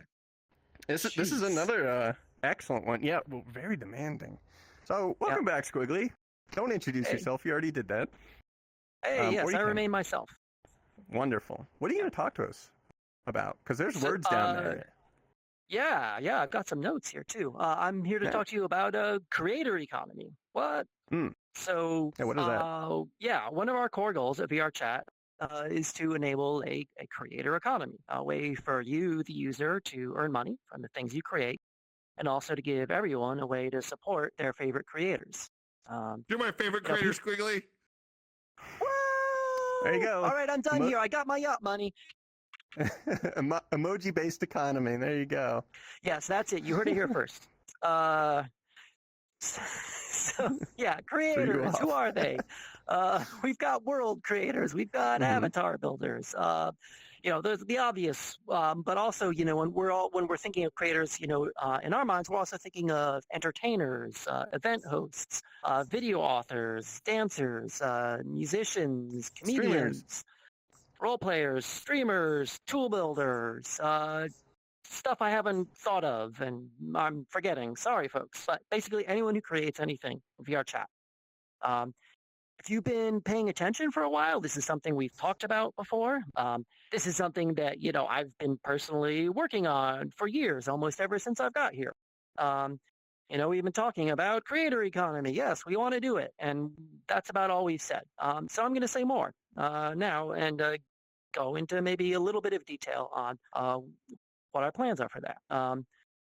So there's a bunch of different ways that we could have a creator economy in VRChat. We could have, a universal marketplace or something, in our menu where we're selling avatars. We could enable users to just throw money at each other like Ron did to me, like with the emojis, but like for real, with real money. We could allow world creators to sell things in their worlds, like, maybe specific things for their worlds and, a little world marketplace. And actually, we want to do all of these things. That all sounds great to me. Let's do it. But that's actually not going to be our first step. So the first thing we're going to try to do is, well, not try, the first thing we are going to do is user-to-user subscriptions. And so why user-to-user subscriptions? Well, a lot of those other methods that I talked to you about, they have issues, various issues such as like asset theft, fraud, security, and these are things we think we can solve, but it's tricky and it's going to take a while. User-to-user subscriptions, they bypass and reduce some of these issues. And also, we just think it's a yeah, and not just that, but we also think it's a great model. So, user-to-user subs are going to allow a wide variety of creators to earn money. And I'll talk about that in a moment. I'll give some specific examples. And also, they allow everyone to support their favorite creators sort of in a very personal way. Kind of the way, like, we really love our community and we know that people are very supportive of each other, already. And so this gives you a way to be maybe a little more personal in support of your favorite creators. So user-to-user subs, they're just like they sound like. One user can subscribe to a creator and then pay them a certain amount of money every month. Creators will be able to cash that money out. To be clear, we're talking about real, actual money, not VR bucks or spendoons. No spendoons. No spendoons. This is actual money. Creators will be able to offer multiple subscription tiers if they choose as well. So let me just give some examples of how this is going to work out. So let's say you're hanging out. You have a favorite hangout. It's full of atmosphere. There's lots to see and do there. It's got the best mirror you've ever seen. Of course. Most important part. Most important part. Yep. That's 90% of our economy is going to be paying for mirrors. So the author updates that world very often, and you want to support them so they keep making the world even better. So you might find the author like in the world details menu. You might look them up there. Maybe they have like a button in the world that you can bring up, and that brings up some subscription options. So they can have maybe multiple tiers listed there. And obviously, if you subscribe at any one of those tiers, you'll be giving money to that creator. So in return, the world author can give you benefits as a subscriber. So, maybe if this was a nightclub again, maybe if you're a tier 1 subscriber, you get access to like, a custom drinks menus, some like high-end cocktails or something that you can show off that not everyone else gets. Or, maybe tier 2 subscribers get like to hang out in a VIP lounge. So we're going to be using Udon hooks to hook this up. So basically, with Udon, you can see what subscriber level a person has and then use that to really give them just about anything you can imagine, so power-ups, cosmetics, whatever, like anything's on the table. And so I'm really excited to see like what our world creators are going to do and how they're going to use this feature creatively. Nice. So another one. So, you're chatting with your pal and they change into some sort of hilarious meme avatar. And you're like, whoa, hey, that's really cool. Like, they can do some awesome stuff. So you check it out, you click on them, you find the avatar author, and you discover that they're offering subscriptions. And so, one way that the avatar author could set up these subscriptions was they could have, each subscription, they could have multiple subscriptions and maybe each one is access to a separate group of avatars. So they have their breakfast subscription for breakfast avatars, chicken avatars are a different subscription group. And, they have a bunch of robot avatars on yet another subscription group. Possibly even they might have a higher tier that would enable you to get a custom avatar sort of built by the author for yourself. So maybe one more story. So again, hanging out in a world with your friends, and you hear some music coming from another room. So you walk back there, and yeah, it's this live performer. They're singing, they're playing guitar, live music. Hey, it's awesome. So you're curious. You click on them. You discover that there are in fact a regular VRChat performer, and they are offering some subscriptions. And so, maybe something that a performer would do is that they could have different subscriptions for different concert series. So maybe this performer has like a First Friday concert series subscription and a Second Saturday concert subscription. And if you sign up for, let's say, the First Friday concert subscription, then every month they will put on a private concert for sort of you and your fellow subscribers in your own sort of intimate venue. Nice. Yeah. So again, hopefully people are starting to see sort of the promise of this and how it's we hope to be a flexible system that's going to sort of allow a lot of people, a lot of different creators to get a lot out of it. So maybe the next question is, again, the question that always is when is this coming? Of course. Yeah. So we are aiming to have this released by the end of the year. There's a lot of work to be done to get this done. But we've already done some of the foundational work for this. VRChat Plus, after all, it's a subscription. You're subscribing to us. In addition, user subscriptions, they do share some technology with groups. Maybe some of the stuff you heard Tupper talking about is kind of a lot of the stuff I'm talking about now. So they're kind of similar. So we're hoping to sort of leverage some of that same technology to do both those things. So one more thing I do want to mention. This may be the most important feature we've ever released. We're very excited about it. We also want to make sure that we do it right. And so to do that, we're going to need to get involvement from our community. So we're going to be reaching out to creators and other people to sort of get feedback on this as we develop it. And also, we have a general survey about the stream, and that's actually going to be going out to everyone. Yeah. Hopefully, we've It's gonna got be a available on slide the up screen now. Yeah. so you can see the link for it. It's vrchat.com/survey. Pretty easy to remember. So hey, everyone, if you're interested, go there, fill out the survey. We'd love to see it. But again, this survey, this outreach effort, these are only the initial efforts. Like throughout the year, we're gonna be in contact and make sure we do this right. In fact, the person who's going to be leading that effort, as far as like getting our community involvement, that's Momo, and actually they're going to come on now and talk about some Udon stuff. Oh, well, wonderful. I think you're done. Oh my God, you're good. Wow, You're free. I escaped. Well, thank you, Mr. Squiggly, and as Squiggly put, let's go ahead and bring Momo on the stage. Welcome, Momo. Hello. Thanks, Tupper. Happy to be here. Awesome. Try and Well, get situated. There we go. again, I'm unclear if I think you might have been on a stream before. Maybe not. I have been. I was actually on my first stream just a little over a year ago, and I was only a couple weeks into my new job here at VRChat as an engineer, focusing on Udon and SDK teams mostly. And I got to come on and talk about some of the things we had planned for Udon then that we've since done, and that's what I'm going to start with again this time. Out of the frying pan and into the frying pan. Excellent. Yeah.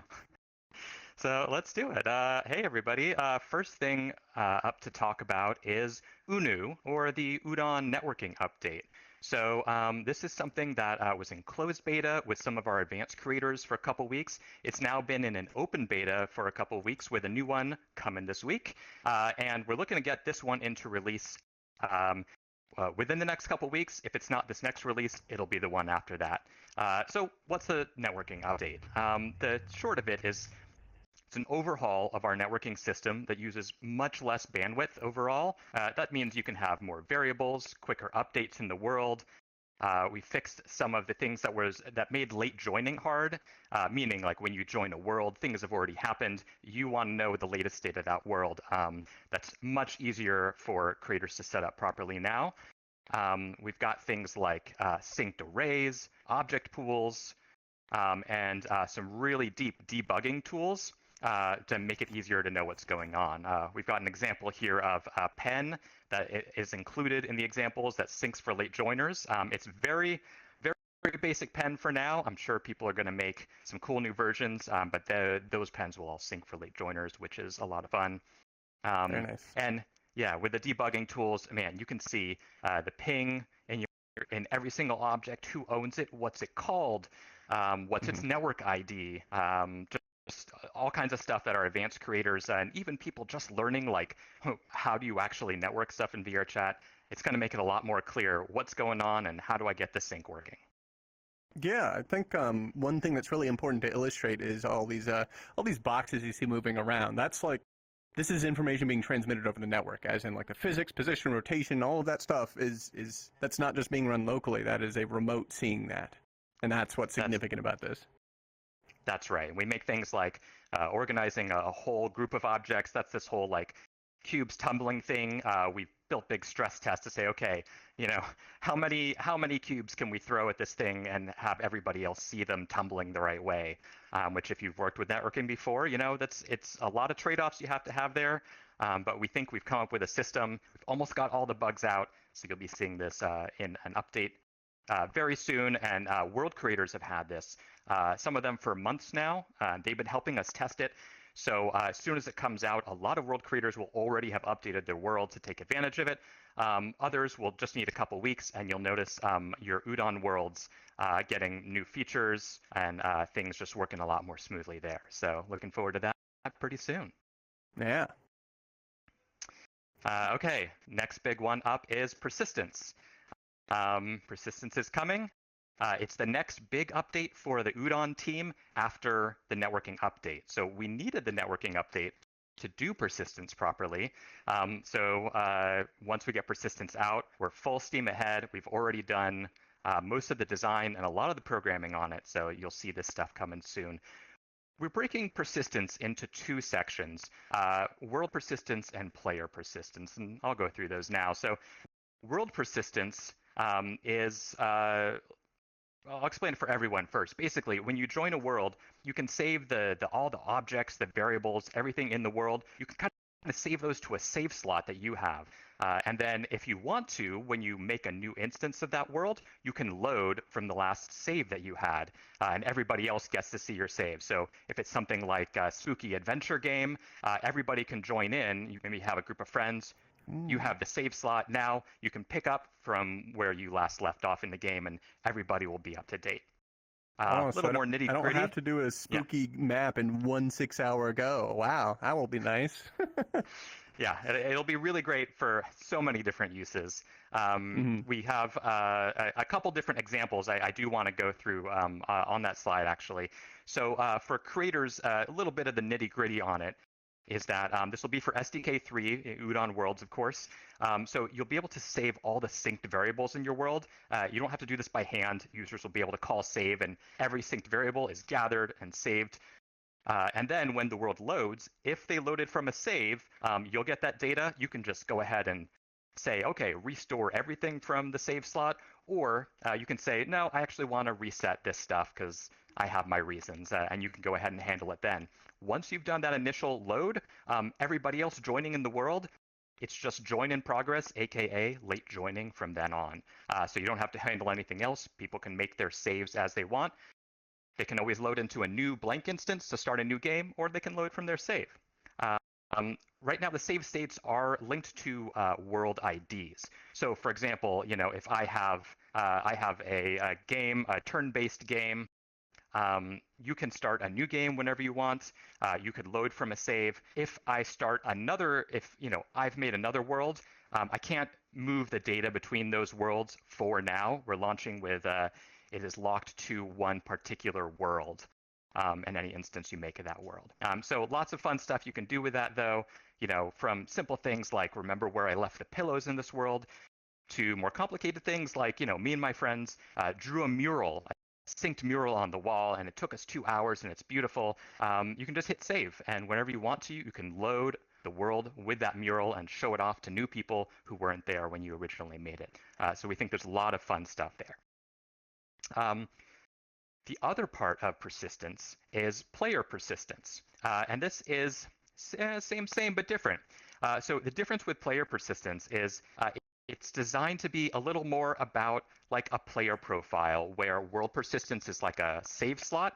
So for example, if you have experience points, high scores, player stats, maybe your character class, your inventory, that kind of stuff can be saved into your player save. And that can go to different instances of the world. So even if you're playing off someone else's save game, you still have your character class, your experienced amount of time. So this lets you actually move between different save games and still keep some of the data. Again, this is on creators. Creators, if you want to reset things every time, you have that power. The way it's going to work, it's actually really cool. It has some use outside of persistence. So we're adding a new feature we call Player Program. This gets attached to your world descriptor, most likely, may change. You put a player program in there, and it's basically like an Udon program. It's got a bunch of variables in it. So what happens is all of those variables will be automatically saved and whenever you make a change to them, and loaded whenever someone joins your world. So again, it makes it easy. You don't have to handle most of that stuff yourself. What's cool about this, though, is if you're a creator, especially if you work on something like game worlds, you know you're always dealing with trying to like make an Udon behavior with a program and attach it automatically to players, and then it's like, I want to know how many hit points Tupper has in this game. Okay, well, I've made a player manager object. I ask that object for the data that's synced, blah, blah, blah. We're making this a lot easier with player programs, whether or not you use persistence. I can say I have this player program. It's attached to everybody. It has hit points. Whenever Tupper interacts, let's say I hit Tupper with a sword, I can say, okay, Tupper has a VRC player API, get his player program and look for the hit points variable and make this change. So we're handling a lot of that stuff for you. Automatic player programs for everybody. It's optional, but we think most people are going to make use of it. And if possible, we're actually going to put that out before we have the whole persistent system. Depends on how things roll, but we think it's useful on its own, and it'd be nice to get that out even before you can actually save and load them. It's still handy to know, get some variables to and from players really easily. So very excited to push both of those out. I know it's been one of the top requests in our community for quite a while. Absolutely.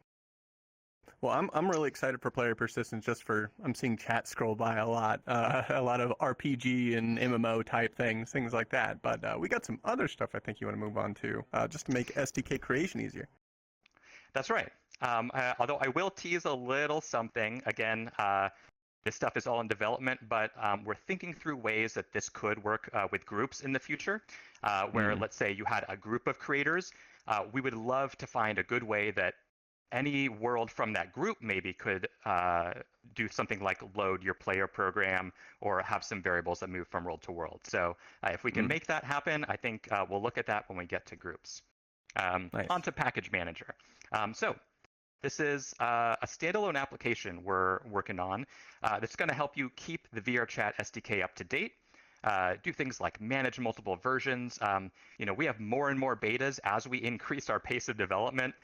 So this will let you, if we have 2 betas for SDK going on at the same time, this will let you really easily see the beta, get it without having to keep an eye on Discord. You'll just go to your package manager, say, oh, new version of the beta, cool, I'll grab that. A really exciting part of it is we're going to have a section where you can add in community sources and get all kinds of cool stuff like community, people make Unity editor windows, tools, shaders, prefabs, programs. There's so much amazing work. We're going to make that available through this package manager, so it's a lot easier to find. Maybe you find a creator you really like and decide to subscribe to them using the user-to-user subscriptions. Nice. I'm looking forward to that as well. The package manager is going to make it a lot easier. As the person who tries to keep the open betas organized that we're running at any given time, this is going to be a godsend. So. Yeah, makes it easier for everybody. It'll also let us roll out SDK updates that don't necessarily have to be tied to client releases. Sometimes, they're intertwined. They have to go out together. But sometimes it's just SDK-only stuff. We could just put that right out through the package manager. And you can update it. Magical. Beautiful. So let's talk a little bit about iteration speed. So We know as developers, the quicker you can get to an actual build of your game, the easier time you're going to have building and debugging things. So just going to talk about a couple of things that are handy that are coming to build and test. One is auto reload in all clients. So this is a multiplayer game. Sometimes we know you need to have 5 windows open and they're all signed into different profiles, and what a pain it is to have to close all those down, relaunch 5 windows when you have a new build. So instead, this version will let you just build without build and test and say, hey, if you have 5 windows open, just automatically reload the newest version of this local world in all of those clients, and you'll be up and running and testing right away. We also have a couple things that community has asked for, like custom launch parameters, just a little text box. You can pass in whatever you want, keep your favorite launch parameters in there, as well as an easy way to launch into multiple profiles. So if you have, a bunch of profiles for testing, as you sometimes need to have, you can, we'll auto launch those windows for you, automatically signed into your right profiles, as long as you have those set up already. The next thing that's going to make it a lot quicker to work in your world is the in-client debugging. So obviously, I have super early programmer art here. This is all very early, and it's coming from this new, let's just share things as we're developing them. So we're looking at ways that you can get into the clients and do things like trigger events. You can see variables. I'm warping automatically. If you have a big world, you want to automatically warp to places without setting up teleports. You can look at the methods. You can see variables. We want to make it so you can actually read debug logs right in the client. You'll be able to set this up so that people can't do this once your world is actually published. But while you're testing, this is just going to make it so much easier to find out what's going on, whether you're building in Udon graph and just getting started, or whether you're using one of our amazing community compilers, and you'll be able to use the in-client debugging features. Very nice. Yeah, I'm looking forward to that as well. I'm not very good at Udon, as we covered before. Code is not my forte, so the debug tools will come in very handy. Absolutely. So speaking of working quickly, we're excited to announce something that actually Rocktopus had a little teaser on one of the UI panels, which is World Jams. So we're going to start up a series. This is going to be a regular thing going on. So the idea is time-limited creation challenges will have a technical and a creative theme. These will coincide with features coming out. So if we launch a new feature, we'll give you a pack of VRC SDK3 world that's ready to go. You can just open in Unity, build and test, bam, you've got a world with a new feature, some prefabs that our design team will put together. And we'll give you a couple of weeks. It'll be different depending on the topic. And you can create something within the theme, submit that world to us over the web.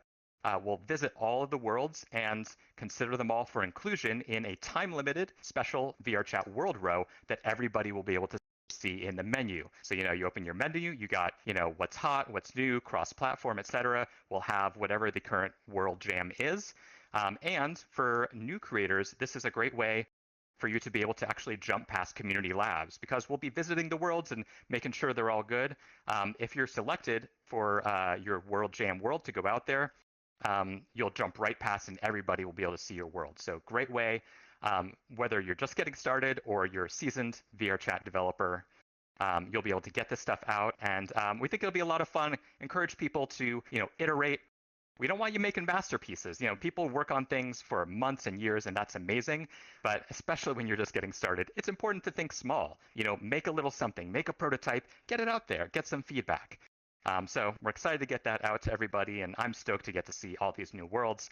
And whenever we have a release, I'm looking forward to getting to jump into world hops to go check out all the new worlds and see streamers visiting them. It's going to be a nice regular stream of new content coming out every so often. Nice. I'm looking forward to it. I am also looking forward to having more stuff to go through for world hoppers. That's always good. yeah, we know there's a lot of fun world hops that happen already, so we'll be encouraging communities to participate and get some visibility for their creators this way, as well as just an easy way to find new places. So first jam is coming up in May. Watch Discord and Twitter. We'll have an announcement about that very soon. Cool. Next up, Little Bits. So just wanted to share a few things with you that we are working on that have been requested.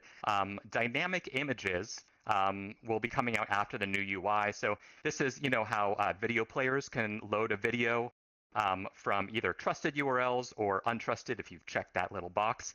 You can load in a video from anywhere. We know we had a way to do this in SDK 2. We are bringing in a way to do this in SDK 3. After the new UI comes out, so we can have some nice, easy UI security settings around it. But we're definitely got that coming out soon. We are putting out graphics blit for worlds and list support in Udon, which if you're a developer, you know you want it. It's actually harder than it sounds because we generate a lot of stuff automatically in Udon, and adding lists like doubles the size of the auto-generated code base. But we know how powerful they are, so as long as it doesn't blow up all of Udon, we'll be bringing lists out. Mm-hmm. But between graphics split and the list support, I'm seeing chat just like a couple of names who I expected to be happy to see both of those, being happy about seeing them. Well, good. Yeah, I mean that's why we wanted to put it out there. It gets requested. That's definitely coming out this year. We'll get a closer timeline when we can. All right, I want to talk a little bit about this thing we mentioned earlier, VRChat Dev Labs. This is a new banner that we're using to call things we've got in an experimental stage. So this is, a new thing for us, sharing things that are more in progress. Usually we wait until they are fully designed, approved, basically bug tested and ready to go out before we announce them. But we want to tell you about things that we're working on that are just fun, we're experimenting with, maybe we get some feedback. So we're, none of this stuff is guaranteed for release, certainly not in the state you get to see it, but, let's share with you some works in progress, right? So the first thing I want to talk about before we show anything is we're working on a way to make it a lot easier to get data in and out of VRChat. So we're looking at an OSC input and output layer to do things like we have working examples of head tracking and blend shapes working from an iPhone camera. We've got a tablet app sending OSC to actually send blend shapes over the Wi-Fi network. Here we've got a handsome fellow showing off head tracking and avatar parameters, and this is all being driven just from a webcam, sending OSC data to VRChat. This is another simpler example. Little different though is that it's actually moving the in-game camera around, so you can see I'm looking around the world, I'm moving around the world, and again, that's just with an off-the-shelf webcam. So final example we've got is I just put a phone on a little balance board I have, and I can take OSC data from the phone coming in through Udon and actually drive a station in my world from that. So we just wanted to share with you a little bit of our approach because we know there's all kinds of fun hardware and software for tracking faces and full bodies and objects and things, and we want to make this available to everybody. So the approach we're taking is if you can, write an application to send that OSC data in or take some OSC data out, you will be able to integrate whatever you want, whether it's a piece of hardware released by a big corporation or whether it's something pieced together by someone working in her basement. If you can give us some OSC data coming in, you can control VRChat with it. So all those things that we showed you, we have working. We're just figuring out exactly how we want to expose this and what the API layer looks like. So keep an eye on our docs. Coming soon, we'll have some things coming out for VRChat Dev Labs, a docs page where you'll be able to see what we're working on and the state of things. I will say, since we know not everything in the Dev Labs is going in, OSC input and output definitely is coming in. We just need to figure out exactly how it works before we can push it out there. Cool. So I do have two other little Dev Labs things I want to talk about. The first one is something we're just playing with. Again, not guaranteed to go in, but since we're thinking about how desktop users interact with things. Things like webcam tracking would make people feel a lot more engaged, immersed, and alive. We're also looking at how, camera could work better for desktop users. So we have an example where Stream Camera can automatically follow you around a world. We're using Cinemachine to do this. So you see actually select a Stream Camera, and VRChat shows up as a virtual webcam, which makes it super easy to get it into any app you want. And then this camera just follows me around the world. I'm going upstairs, I'm twisting, and it stays behind me. It gets different shots. So we're looking at how we could make this work, maybe even tie it into Udon so you could have fun stream cameras, setups in your world to really make things immersive. Something else we're looking at is tunneling effect. Built into, this would probably go in the comfort settings if we get it in. We know, some people have sim sickness, it's called. When you get into something that's moving a lot in your peripheral vision, and it makes you feel a little sick. And it's a bummer because there's some games that are really hard to play in HoloPort. You want to be able to play in first person. We've seen a lot of fun stuff coming out with skates and new car prefabs. And even I get a little sick when I'm flying around in a fighter jet in someone's world. So the tunneling system has been proven to reduce sim sickness in a lot of people. There's actually a really cool open source piece of software, VRTunneling Pro, that we use to make this demo that a lot of people are using and are happy with. So we're taking a look at how we can bring that out to everybody so you can enjoy all the fun, super immersive things that people are building into Udon. Awesome. That was a lot of stuff. Hey, that wasn't very much stuff, man. What the hell have you been doing? I know. I basically just play Halo all day. I don't even know. Yeah, man, you better. Oh, nice. Can I join? Keep playing it. Yeah, keep playing. Yeah, keep playing Halo if that's the result. Exactly. Well, Dan, thanks for all that info. That is a huge amount of stuff. I am personally very excited about OSC because I am all for saying, fine, you want it, do it yourself. That's one of my favorite things to say. So if you want to have whatever device, the balance board is very interesting, or just have a phone that you can use as a tracker. There you go. You can just have it instead of VRChat. So super excited to see where that goes. Make it go. Absolutely. Oh, and I also have a proposal for you, actually. So we're going to have these community updates, right, that we're going to be doing in the, we're going to be booting those back up. We could give a section of that every once in a while in the dev labs, like, what's going on this week? Maybe, it'll show up every once in a while. Something weird and crazy will be in there. And you can catch and see what, we've been working at in the dev labs. So, yeah, I want to again point out the survey, because some of the survey actually included items from this list. And Momo put that survey together, and you should fill it out. And he will be, I think we're going to talk about contacting versus certain people about talking about certain systems and stuff. So please do fill that out and let them know. But anyway, nice stuff, Momo. That's a lot of things. Thanks for letting me make it all. Of course. I've got a couple of things to clean up on before we go. But thank you very much for showing all this amazing stuff off. Let me get over here again. I'm gonna friggin' swing my knee on something. Anyways, I'm going to give you a rapid fire list of things that we really wanted to get in here and talk about in a little bit more detail, but I had to compress because we're at 2 hours, and that's a lot, to put it lightly. So, number one. Hey, we're going to put these things called regions in. Basically, one of the big benefits that we have of, among many other things, of the great support we've gotten through VRChat Plus is we are able to look into regional servers. This kind of gives us some bandwidth to be able to look at putting down servers in different places, which will lower the ping for people that are living kind of far off. Of course, this isn't going to break the rules of physics. If I'm here in the United States and Ron is off on a vacation in Europe, and even though he's got a data center right next door to him, in my yacht, you can't. Yeah, in your yacht, of course. You can't beat the speed of light. But if we're both in Europe, no longer do we have to go and talk to the United States and then talk all the way back just so that we can have voice, even though we're standing right next to each other in real life. We just happen to be in Germany. Sure, why not? So we're looking at this right now. We are going to be adding in 2 new regions to start. We're looking at this. First off, we're going to be adding in Japan, and we're going to be adding in Europe, which are by far and large the 2 highest demand areas for this feature. So, don't have details on how this is going to look in UI. We don't know how it's going to show up. This is just something we're like, oh, hey, yeah, we need to do this. We can do it. Let's go ahead and start making moves on it. So yeah, there you go. You know about it. The ETA on this is probably months-ish. That sound right? Yeah, sure.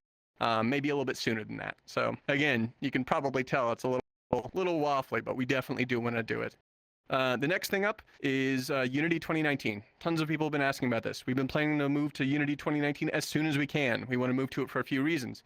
There's an obvious one. 2018 is no longer LTS. It's no longer under support, so we have to upgrade. So we're going to do it.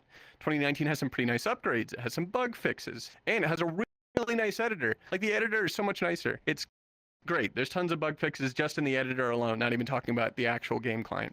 So we want to upgrade to it. It's also one of the 2 active long-term support builds, so I'm going to go ahead and address that. There is 2020 LTS. We don't want to move to that yet. Number 1, skipping a version sounds a little bit scary. And number 2, 2020 has some problems we have to deal with first. So we're just going to do 2019 for now. We've actually been maintaining a parallel build of Unity 2019, or VRChat in Unity 2019 for a few months now. It works pretty well. There are a couple of bugs with it that we may have to circle back around to Unity for. This is pretty typical during our upgrade process. So we'll just have to talk to them, get things figured out. Maybe it's something on their end, maybe it's something on our end. This is normal. Unity upgrades are something we try and do as often as we can, but they do steal a lot of time from stuff. It's just kind of a fact of life, though. And then finally, actually, hold on. I have another paragraph in here. Oh, we'll get you some more news on it soon. That's what I wanted to add. We'll probably run an open beta just like we always do for Unity upgrades. So keep an eye out in the open beta announcements, and probably actually the real announcements. We'll put them out. So account security is the next thing I'm going to talk about. This is kind of a PSA, a public service announcement. You really should be making sure that your account is secure. Right now, the #1 reason that people are losing their accounts is due to weak and reused, that's in all caps, bold, underlined, and italic, reused passwords. Like, My don't use password Hunter... is 1, 2, 3. Yeah, well, 4. I don't think you're allowed to use that one, thankfully. So if you're using that or Hunter 2 or something along those lines, please stop. You need to go and you need to change your password to a strong password, and you should never reuse passwords. There's a couple pieces of software out there that can help you with this. Shout out to Bitwarden, to 1Pass, those types of services. You can always check your password as well using Have I Been Pwned, which is a great service. It is awesome. For VRChat, we also offer 2-factor authentication, which if you value your account like at all, just use it. Just turn it on. We made it less annoying, I swear. We spent a lot of time recently actually making it so it doesn't ask you as often. It's a little bit more sane about, determining when it needs to ask you. And we're going to keep doing that as well.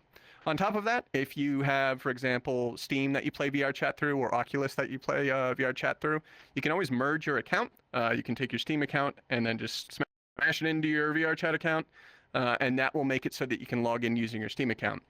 Which in most people's cases, because they've got, Steam Guard or the 2-factor authentication that Oculus has, it's a one-button way for you to just log into VRChat without typing a password. So it's the best way to go. Finally, a little bit of news before we wrap up. If you didn't notice, we've been growing a little bit. We've been setting records in every category every single weekend for weeks and weeks and weeks on end. Last weekend, we set a new record of concurrent users at 45,200 people online simultaneously. The weekend before that, we broke the record, and then the weekend before that, we broke the record, and the weekend before, it just keeps happening. It's kind of crazy. It's for lots of reasons. We just keep on growing. More people are coming in and hanging out and chilling out in VR, I guess. But it's just a really great time to see these numbers going up. We have these great features coming out, and things are going to get nuts soon. Because of that, we're looking to expand. So we don't have any job postings up right now, but we always take applications at jobs.vrchat, I believe. Yeah, jobs@vrchat.com. Send us an email, send us a resume, cover letter, that kind of thing. If you really wow us, we'll be like, wow, this guy's great, and we'll throw it at someone and say, let's hire this guy. Keep an eye on our careers page for more information. We'll have job postings soon. So that's it. I literally just have everyone wrap up here. So everyone should come up here. I have no words written here. There's no this isn't a joke. I have nothing written here to say. I'm just gonna stand here awkwardly. Oh, okay. Oh, there's the timing graphic. Yeah, we have one more graphic on here while everybody's on here saying farewell. Gunter, roll that beautiful timing graphic footage. And this is going to kind of sum up a lot of the things that we've been talking about, and generally where we've been, we put where the release is, like Ron said, kind of wiggly. Don't listen to anything I say. Yeah. Don't listen to anything Ron says. Okay. I won't. Listen to Tucker. Kind of squiggly. Well, yeah, it's kind of squiggly. Exactly. So, take a screenshot, spread this around, that kind of thing. This is the answers to the questions that you're asking. When do I get this? Well, there you go. I think that's about it. Do you guys have anything you want to? Yeah, I'm just really looking forward to hearing what everyone's feedback is. I'm sure there's going to be a lot. This is a pretty big stream. I know we went to 2 hours. That's what we get for not doing dev streams often enough. But hopefully, again, as I said at the top of this stream, we basically pulled back the curtain and showed you like everything we're working on. I'm sure you guys have a lot of feedback for that. Again, go to the survey, fill that out. If you have things you want to talk about, let us know. Let's find out what you're, especially to do with creator economy, especially to do with some of the new features and stuff you guys have seen. Definitely want to find out about that. Some of us will be hanging out in VRChat after this in the various communities or streams. There's usually a couple streams after this where people go through things. You might see us on there. Thanks for sticking with us. It's been 2 whole hours or just over. 2 whole hours. And we will try to do these again every quarter. That means every 3 months.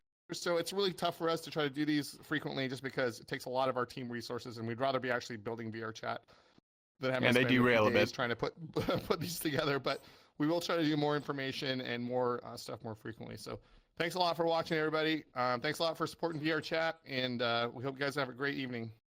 Yeah. Farewell. Thank you for GRIMECRAFT for the music for yeah. the stream. So Thanks, shout out Grime. to Check out his new world. GRIMECRAFT. He's got a cool new world. Oh yeah. Grime Canyon, I think it's called. But also all the musicians. I've been going to a few concerts in VRChat. So shout out to Loner and Shelter.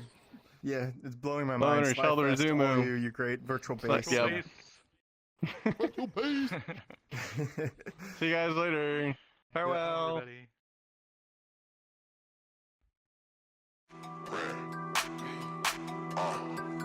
You know what we after.